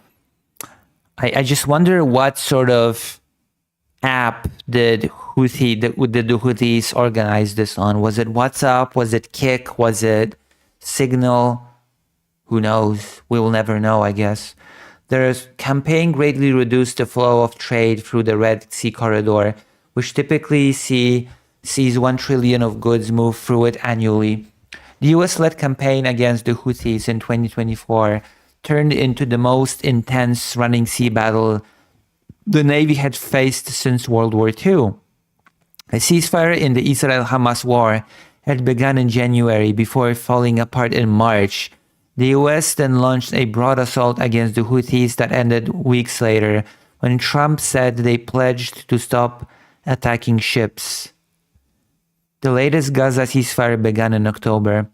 Following the disclosure of Hexef's Signal chat that included The Atlantic's editor, the magazine released the entire thread in late March. Hexef had posted multiple details about an impending strike, using military language and laying out when a strike window starts, where a target terrorist was located, the time elements around the attack, and the various weapons and aircraft would be used in the strike. He mentioned that the US was currently clean on operational security. Well, I guess not. Hexef told Fox News Channel in April that what he shared over Signal was informal, unclassified coordinations for media coordinations and others. Yeah, sure, of course. It was all declassified. Yep. And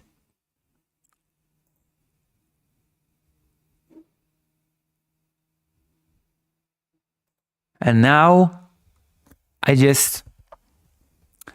okay, so let me make this clear. After all the sarcasm, after all the crap that I've said, this definitely endangered personnel. It was definitely classified information that should not have leaked ever. It never should have been conducted on Signal. I am very terrified by the fact that I have to say this, but I guess I do. And it should not be a viable excuse for Hexef to just say post hoc, oh yeah, I declassified it. It's all good.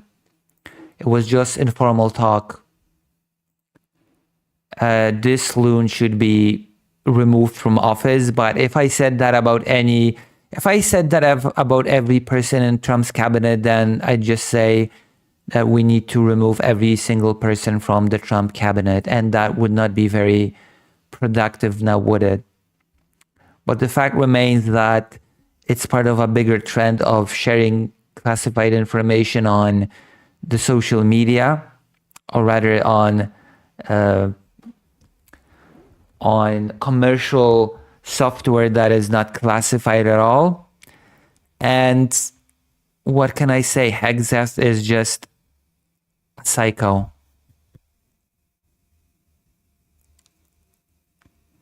In fact, I'm just gonna leave you with something interesting, okay? I'm just gonna leave you with this,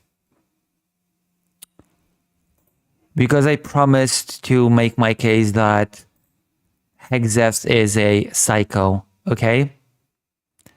And I think there's no better way for me to demonstrate what a psycho he is as to show you this little thing. One moment. I'm going to show it to you in a second. I think we're going to end on this note because it's just hilarious. This is how much respect Hexef has for human life. This is it in a nutshell. This is how seriously he treats very serious topics, okay? If you could host a dinner party with 3 people dead or alive, Who's coming to the table? And what are you eating? Oh my goodness. Go ahead, babe. You go. Me go? Yeah. Well, you pick one and I'll pick one. No, I mean, I think you've, well, at this point, I think it would be President Trump, Vladimir Putin, and Zelensky. See what happens. See what happens.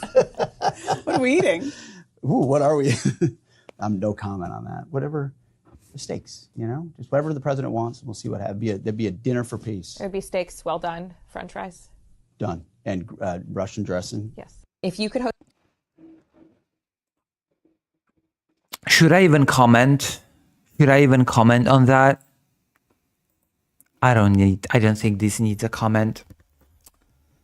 I think this speaks for itself. Haha, there's a war, biggest war since World War II. We're just gonna have a little dinner for peace with steaks and salad. Russian dressing, am I right? Yeah. Yep. Psycho behavior, but what do we even expect at this point?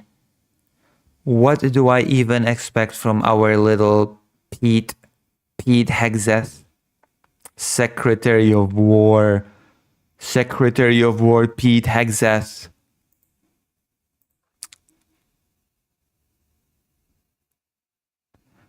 Yeah. I should. But I feel like I want to prepare for that more. Maybe I'll do it in a second. How do you feel about this one, though? Any thoughts? Any prayers? Thoughts and prayers? Hold on. I'm actually gonna look for that tweet and I'm gonna talk about it now. Might as well. Where are my tweets? I'm gonna put my chickens in order. I have it saved. Don't worry. Don't worry about it. I've got the tweets. I've got you. I got you. Let me see. Let me see that wonderful, beautiful tweet.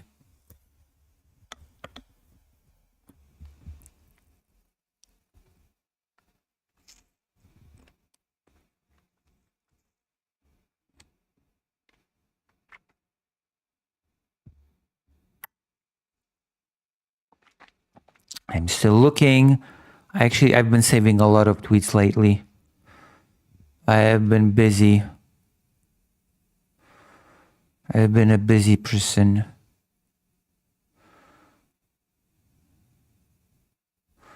But I've got it saved. I've definitely got and then we're going to talk about it a little bit because I feel like I might not be ultra well prepared to tackle this subject right now, but I'm prepared enough to give a pretty strong opinion without the use of mandatory slurs. Oh God, I've been postponing this for too long. I've saved a lot of tweets since then. I'm scrolling like crazy, trying to find the I'm trying to find the relevant tweet. Unless you can link it, Conrad, then I can just... There's this big tweet that has been posted around. I found it.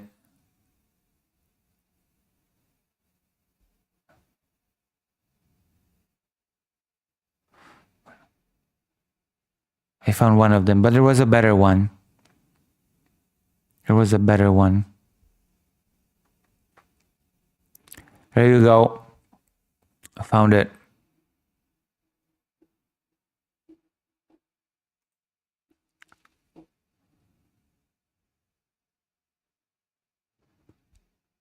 I should find it. There you go. There you go. This is it. This is the thing that I'm gonna... Okay, I'm doing a segment on this thing. Here you go. Conrad has convinced me. You spend too much time on Twitter, Lucy. Never enough. Never too much, never enough. This is what allows me to fuel the wonderful content that I'm doing here for you. Okay? There's no such thing as too much Twitter.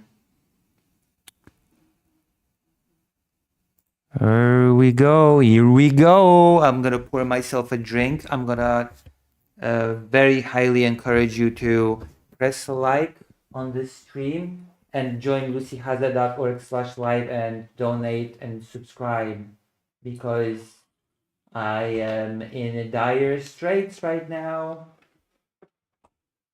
Please help me. Please help. Okay, please help. Hilfe. Help me or whatever. Okay. I'm ready. Are you ready? Thank you for your service, says just here to watch a trash fire. I don't know how anyone stays in that hellhole of a social media platform. Oh, it gives me a lot of information to, it gives me precious clips that I can show you of Hexdef planning a dinner for peace. I think it's worth it. I think it's worth it. All right, let's do this. This is a Lucy exclusive. I don't think you'll see this covered by any other content creator, so enjoy. Uncommon sense. Whoever the hell, who even this is this douche canoe. 293.9k followers. Looking for the uncommon sense with America and amplifying it whenever found. Okay. Okay, dude. All right. The illiterate dude. Check his location. Isn't it the United States? How do I check location? Account based in United States, of course. Of course it's the United States. What did you expect?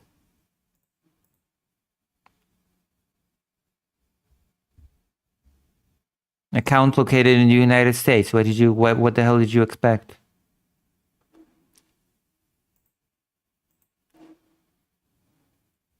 All right. Actually, my Twitter shows me that I'm for some reason it says that I created mine in Ukraine or something. Oh, it got the so he might be using a VPN. Wow. Okay. Without further ado, one of the most red-pilling things you can do to inform yourself about the Second World War is simply look at a map of Germany and Poland before World War I and after World War I. You'll notice before World War I, Poland does not exist, and large swaths of it are German territory. Okay, I will play ball. How did those territories become German? Or rather, I'm sure this person does not grasp the difference. I'm sure that the nuances of such things are not part of this person's worldview, but I should rather ask, how did these lands, Polish lands, not only Polish, but how did these lands become Prussian? Because they were not just German, they were Russian. And then Prussia united all the kingdoms and formed Germany. Oh yeah, there was this little event in 3 parts, okay? In 3 acts. It was the partition of the Polish-Lithuanian Commonwealth. But I'm sure this person has never heard of it. If he had his, well, I'm not assuming their gender, of course, but if the red-pilling thing was for them to look at the map before World War I for the first time in his life. Okay? This is so pathetic. This is such a pathetic narrative. Okay, how did those borders come to be? What was there before? What happened? I already told you, the partitions of the Polish-Lithuanian Commonwealth. This is a narrative that basically states that Poland is a fake country. It's an alternative. It's just a fake country that was built at the expense of Germany, and therefore it justified Germany's aggression in World War II. This is what this person is saying. Red pilling things to inform you about the Second World War. This person is just basically justifying Nazi aggression against Poland because, hey, before World War I, Poland did not exist. There was no Poland. This was the crux of the argument between Poland and Germany. Hitler was looking to get the Danzig corridor back, which was mostly a German enclave. He was also receiving reports that German people in Poland were being treated terribly. That is false. That is completely false. That is a completely false narrative that is being used by people to completely rewrite history and to blame Poland for World War II. It is on the same level of, it's basically what we get with Ukraine, 1-to-1. Oh, Russian speakers are being discriminated against by Ukraine. They're being genocided by Ukraine. We better step in. We better invade. And we are literally getting the same shit here. Oh, Germans are being persecuted against by Poland. We better get in there. We better protect the Germans who are being genocided by those evil Poles, who, by the way, stole parts of Germany to create their fake little country.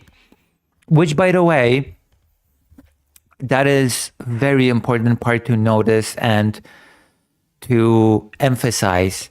Nazi Germany did in fact treat Poland as an artificial country created by the Treaty of Versailles. It's during when Germany conducted warfare against Poland, it was very explicitly stated to the soldiers that there is no such thing as Poland. Therefore, there is no such thing as a Polish military. They're just a bunch of terrorists. They're just a bunch of guerrilla fighters. And therefore, the laws of combat, the laws of warfare do not apply to them. There's no such thing as a Polish prisoner of war because laws of warfare do not apply to Polish soldiers because they're not real soldiers, because they are fighting for a non-existent state. That was a thing that was actually part of the Nazi military doctrine during the campaign, during Fall Weiss. Okay? That was the doctrine during Fall Weiss. Completely ignoring history, completely ignoring the fact that there was a Duchy of Poland, Kingdom of Poland, Polish-Lithuanian Commonwealth that was partitioned by Russia, Prussia, and Austria. And that's how we got this before World War I map. Complete ignorance about history. I actually don't know if this is ignorance about history. I don't know if this is deliberate or not. I actually am willing to think that this is just deliberate, just as with Russia. And it disturbs me. It disturbs me to see that we people of this region, Ukrainians, Polish people, and a few other probably nations I could name, are treated as fake because we were partitioned in the past, we were made part of empires, and therefore we don't really have a right to exist before, hey, look, there was no such country before World War I. And therefore, whatever statehood was given to those people was unjustified, and therefore, actually, it was a provocation. Actually, Hitler was kind of justified to invade Poland and to seek Lebensraum. That Lebensraum was rightfully his, wasn't it? Those countries did not exist before World War I, after all. That is basically the justification. That is the line. That is the narrative that is being put here. Okay? Danzig or Gdansk did not belong to Poland before World War II. It was a free city. The idea that Hitler was trying to take over the world because of a territorial dispute over German land is insane. But what is even more insane, there you go. The idea that Hitler was trying to take over the world because of a territorial dispute over German land. German land. There's so much wrong with what is being said here. The idea that... But what is even more insane is the idea that Britain had to destroy its empire in order to save a country it did not even save. Yeah, that... I'm sorry, but...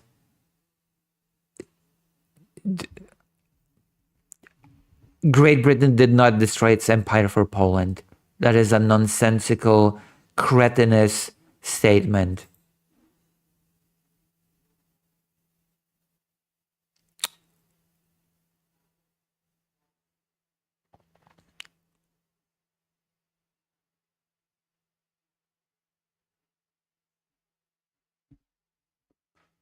So yeah, there's not even other context. Poland was partitioned by Prussia, Austria, and Russia.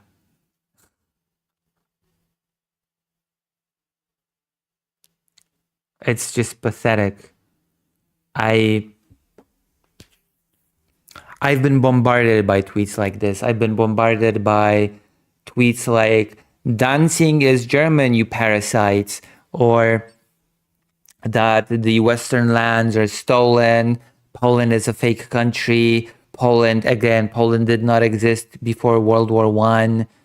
The same exact narratives that were used to justify the invasion of Ukraine are now suddenly emerging online when it comes to Poland from the German side.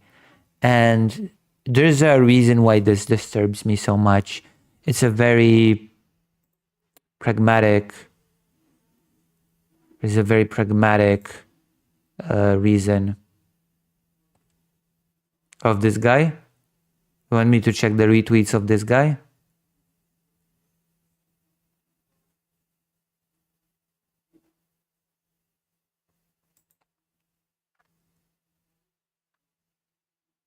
Oh, of this tweet, 1.3k retweets. 1.3k. There's a reason why this disturbs me so much. And there are many other tweets like this, and they got their own retweets. But this disturbs me because there's a party in Germany right now, a far-right party. It is called the Alternative for Germany, the Alternative für Deutschland. And that party is gaining power. That party is gaining traction in Germany. And let's be honest, that party is very much in alignment with this kind of rhetoric. The Alternative für Deutschland party is very much in alignment with the idea that at the very least, Poland is occupying German land. That Eastern Germany is actually Central Germany. That I've heard statements by the AfD politicians saying that they will never use Polish names for those cities, that they will only use German names for those cities, that it's German land, it's stolen by Poland. And the implication is very, very clear. And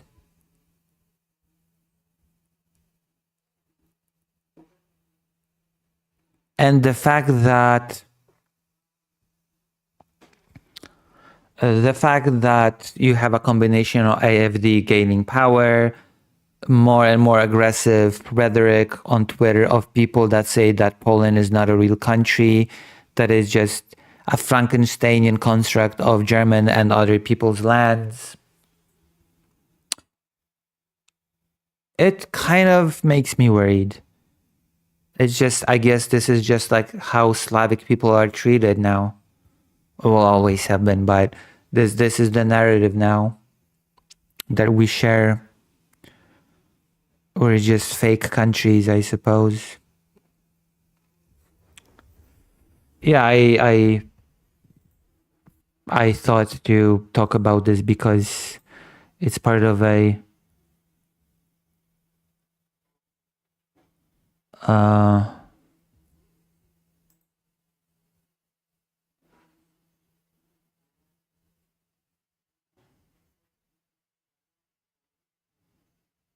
I don't think that being schizo about Germany has a point, but I definitely agree that um, if AFD is anywhere near power, then you know what, it's fair game then to be a bit schizo about Germany. Okay, because then it very closely aligns with Russia ideologically. And then we're basically very close. We're on the path of being where we were historically many times, between a crazy Russia and a crazy Germany. We'll see. We'll have to see how things develop. I am, for one, disturbed by these developments. I'm not gonna lie. By the rhetoric presented. I never dig to be honest. Why do people vote for AFD?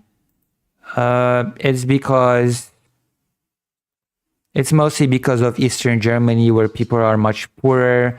It's the whole East-West, the divide. In Germany, that has never been quite. That divide has never been quite mended. In fact, many Western Germans feel like Eastern Germany is a drain on Germany, and many Western Germans very openly actually regretted reunification, believe it or not. It's a whole complicated can of worms in itself, and most of the voters of the AfD come from Eastern Germany. Because the more miserable people are, the more fertile ground it is for populist far-right rhetoric. That is a sad reality of the situation. The more you will have misery and poverty, the more people will be susceptible to far-right populism.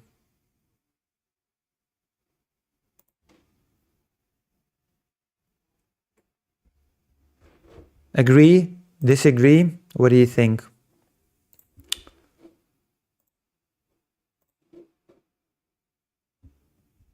Of course, the migrants are being used as scapegoats everywhere. In Germany, in Poland, in the United States. The migrants are just scapegoats. They're not really... It's not a cause of anything. It's just one of the tools. Just one of the tools for the far-right populists to draw upon. Disagree, agree. You have to pick one, Estelle. You have to pick one. You cannot have both. You're being too greedy. You're being greedy and selfish and self-absorbed and all that stuff. Also, why are you not on the side page? Also, is anybody still on the side? Incub was here earlier. Fake Alec Cal Parker was here earlier.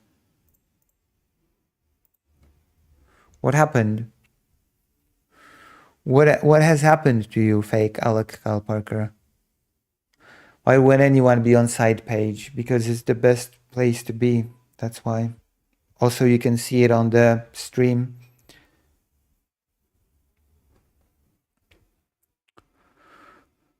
Oh, man. We've done a few topics now.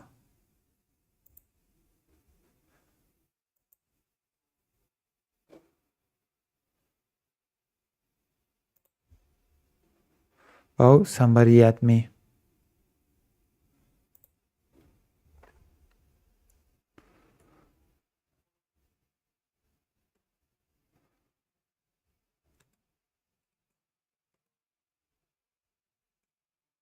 Okay, we will renew the poll now.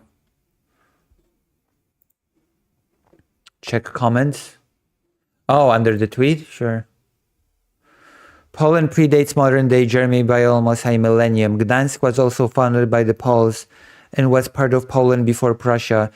Your side can make its arguments without flat-out lying about history.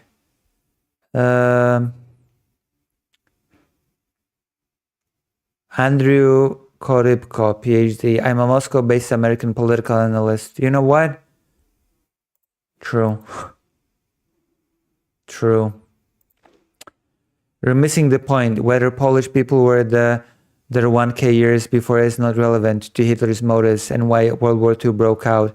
I'm not saying Poles don't exist or shouldn't have a nation. I'm simply trying to explain what happened and why during that time period. That's a very dishonest framing of this shitty argument. I'm sorry. That is absolutely not why that happened. If people think that Hitler rose to power and waged war against Europe and the world because Poland got a country, then you're being a dishonest piece of shit. Oh, that's all I am gonna say. A completely dishonest piece of shit. Especially, I'm just gonna point out that if that were the case, if war really broke out over a territorial dispute, then Germany would not have bothered with the whole, hey, give us a free highway to Gdańsk and also let us have Gdańsk and then we can go on the USSR together as pals. Oh, did that person not learn enough history to actually learn about this bit when Germany offered things to Poland and Poland refused? Was that not part of the narrative? Territorial dispute. Utter nonsensical bullshit. I guess this person did not learn enough history. It didn't fit the narrative, I guess.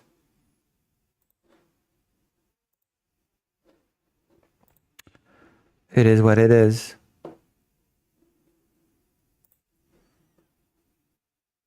And explain why Germans since 1937 were preparing Sonderverschwörung Poland. Explain what is Sonderverschwörung Poland. Sonderverschwörung Poland was a list compiled by Nazi Germany's Gestapo between 1937 and 1939, containing over 61,000 names of Polish elites, intellectuals, politicians, and activists targeted for arrest, internment, or execution during the 1939 invasion. It was part of Operation Tannenberg to eliminate potential resistance leaders. Sources include Wikipedia and historical publications from the Institute of National Remembrance.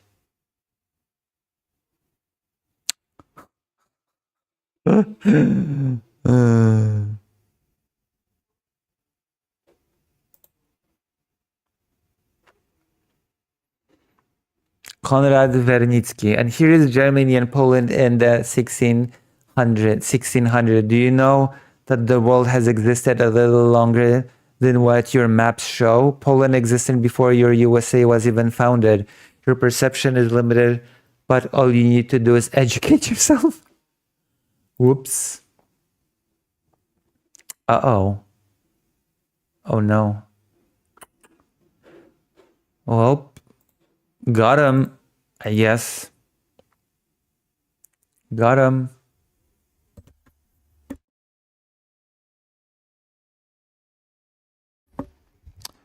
Got them. Got them hard. Incub is gone. All right.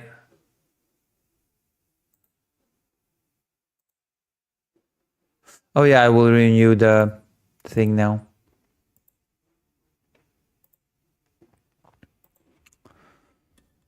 More poly or game? Poly, you are on a roll. Now play game.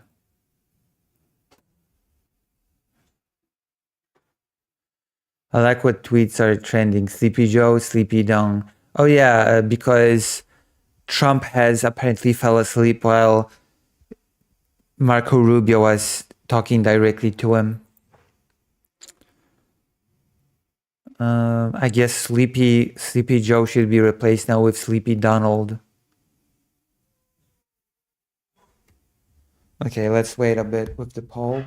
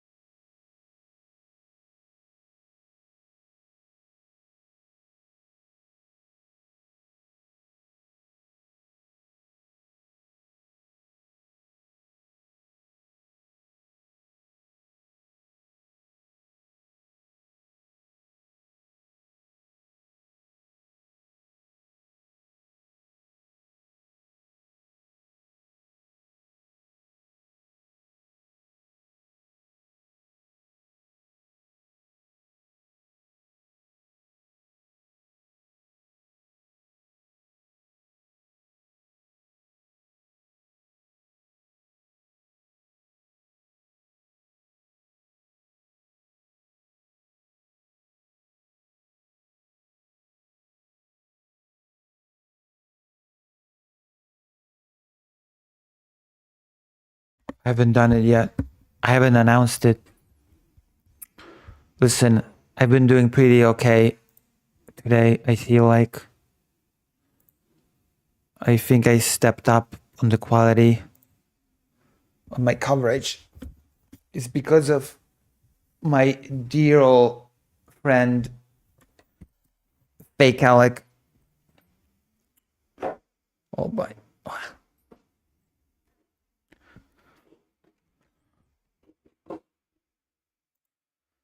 Okay.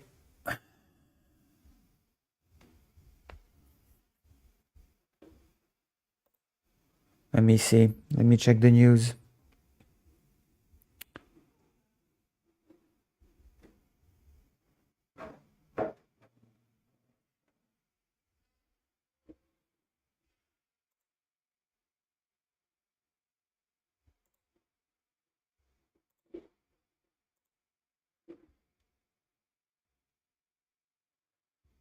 Macron.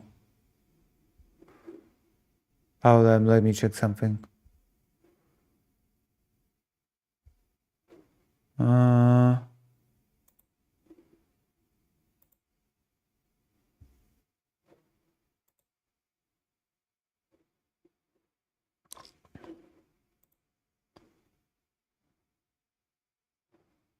huh.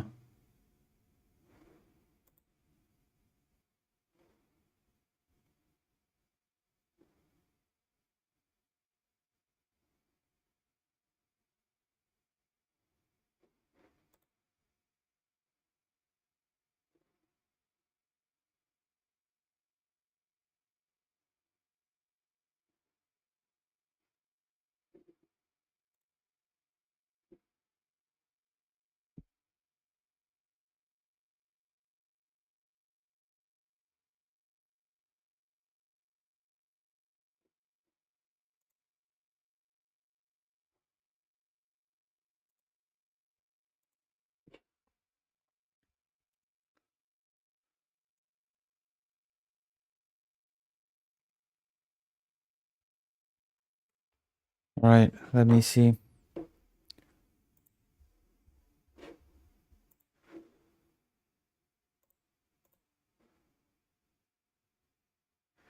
I don't care what anyone says. Boxer.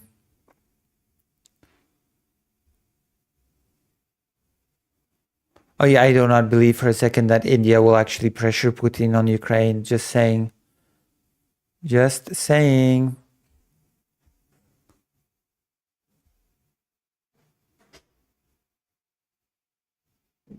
Oh yeah, this is an interesting bit.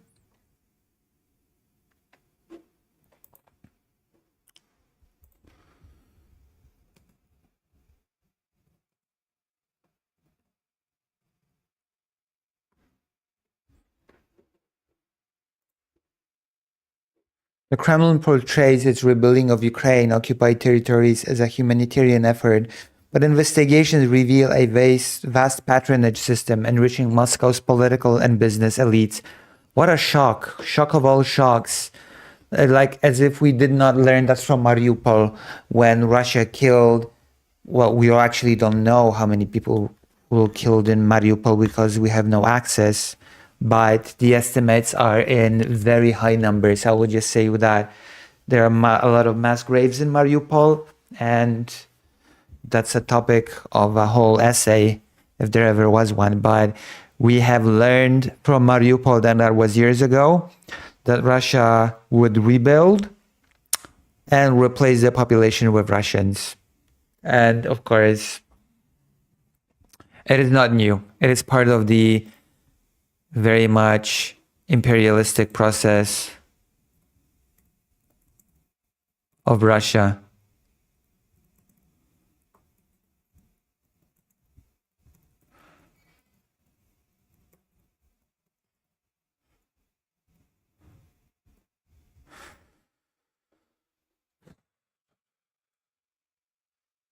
State corporations such as Rostec, along with Kremlin-loyal regional governors, are profiting from seized assets and opaque reconstruction contracts. Meanwhile, buildings touted as modernized have already begun to collapse, and embezzlement scandals continue to surface. Wow, Russia has corruption.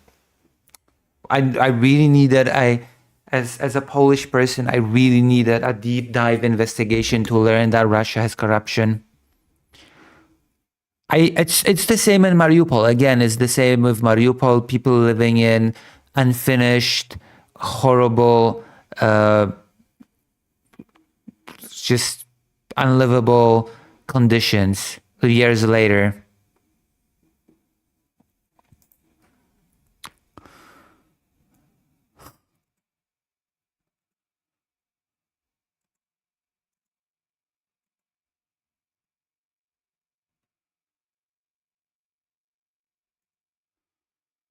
It's just incredible.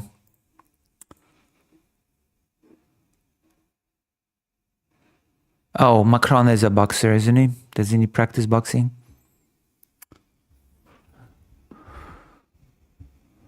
Under Russia's so-called abandoned property decrees, homes, land, and industrial sites, Russia just unlawfully, this apartment happens to be empty at this moment. Let's just, it's confiscated now. It's nobody's apartment now.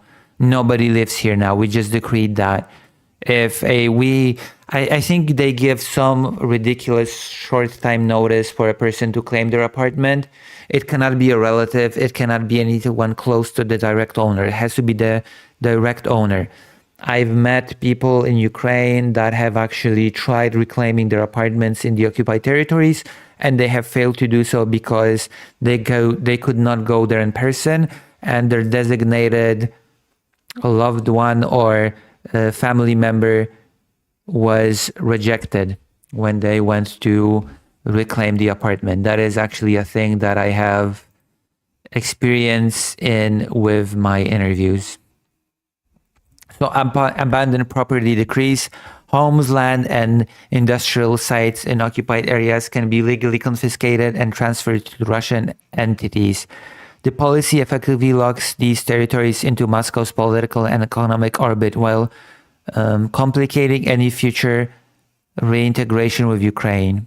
Yes, I've talked to people that actually have abandoned their apartments in the occupied territories and tried to keep ownership, but that is very, very, very difficult.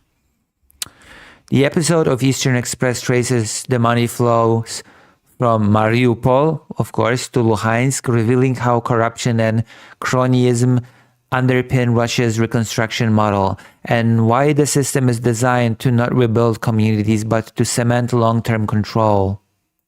Hello, I'm Jonasz Rewiński. Welcome on board the Eastern Express, and as always, I hope you enjoy the journey. In Russia's story about rebuilding occupied Ukraine, there is always a ribbon to cut, a camera to smile at, and somehow... Hello,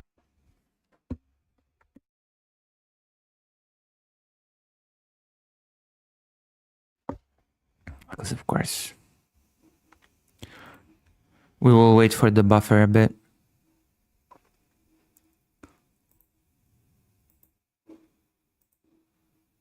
I'm Nashiravinsky. Welcome on board the Eastern Express. And as always, I hope you enjoy the journey.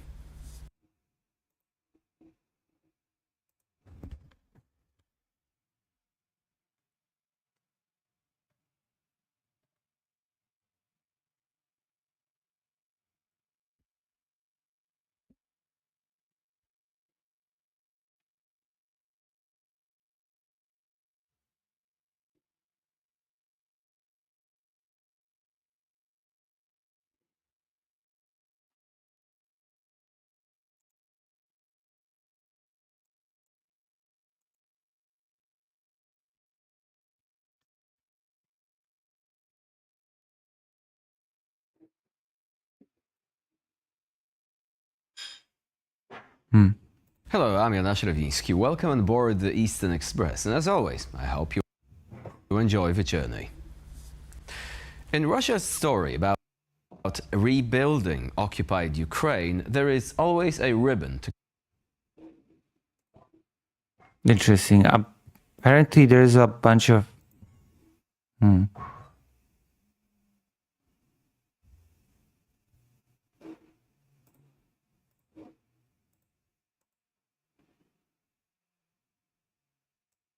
Hello, I'm Nashiravinsky. Welcome on board the Eastern Express. And as always, I hope you enjoy the journey.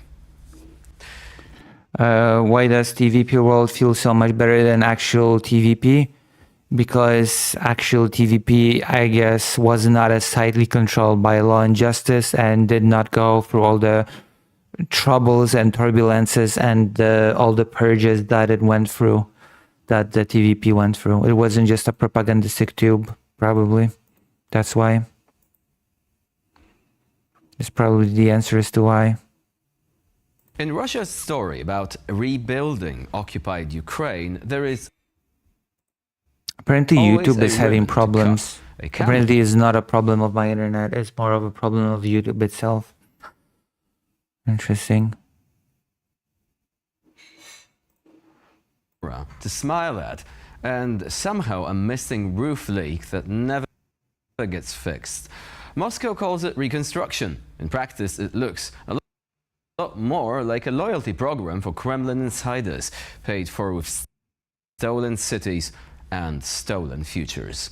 Yeah, that's the thing that I was part of some of the interviews that I've conducted. People desperately trying to keep ownership of their property and going through a lot of trials and tribulations to actually be able to keep them.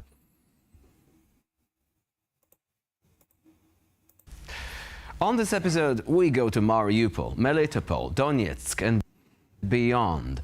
Not to admire the fresh paint, but to follow the money.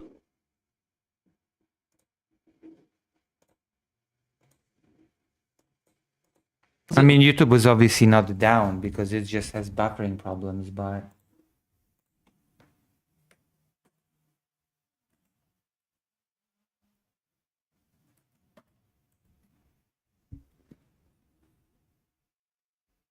YouTube outages reported in the last 24 hours.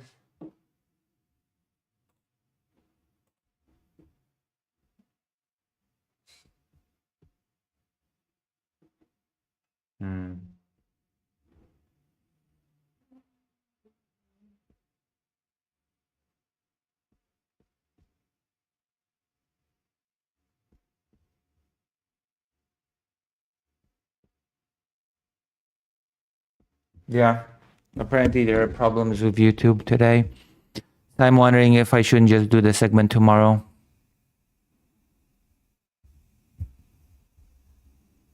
Yeah. Although I've heard from someone that there's been problems. Okay, I guess we're just gonna end for today. We've done a few solid segments tonight. So I guess we'll just continue tomorrow. I'll see you. I'll do this segment tomorrow. I'm gonna raid you into somebody.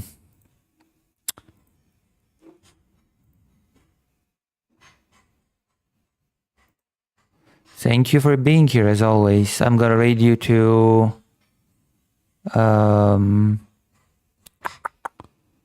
goddamn Mercado Gaming.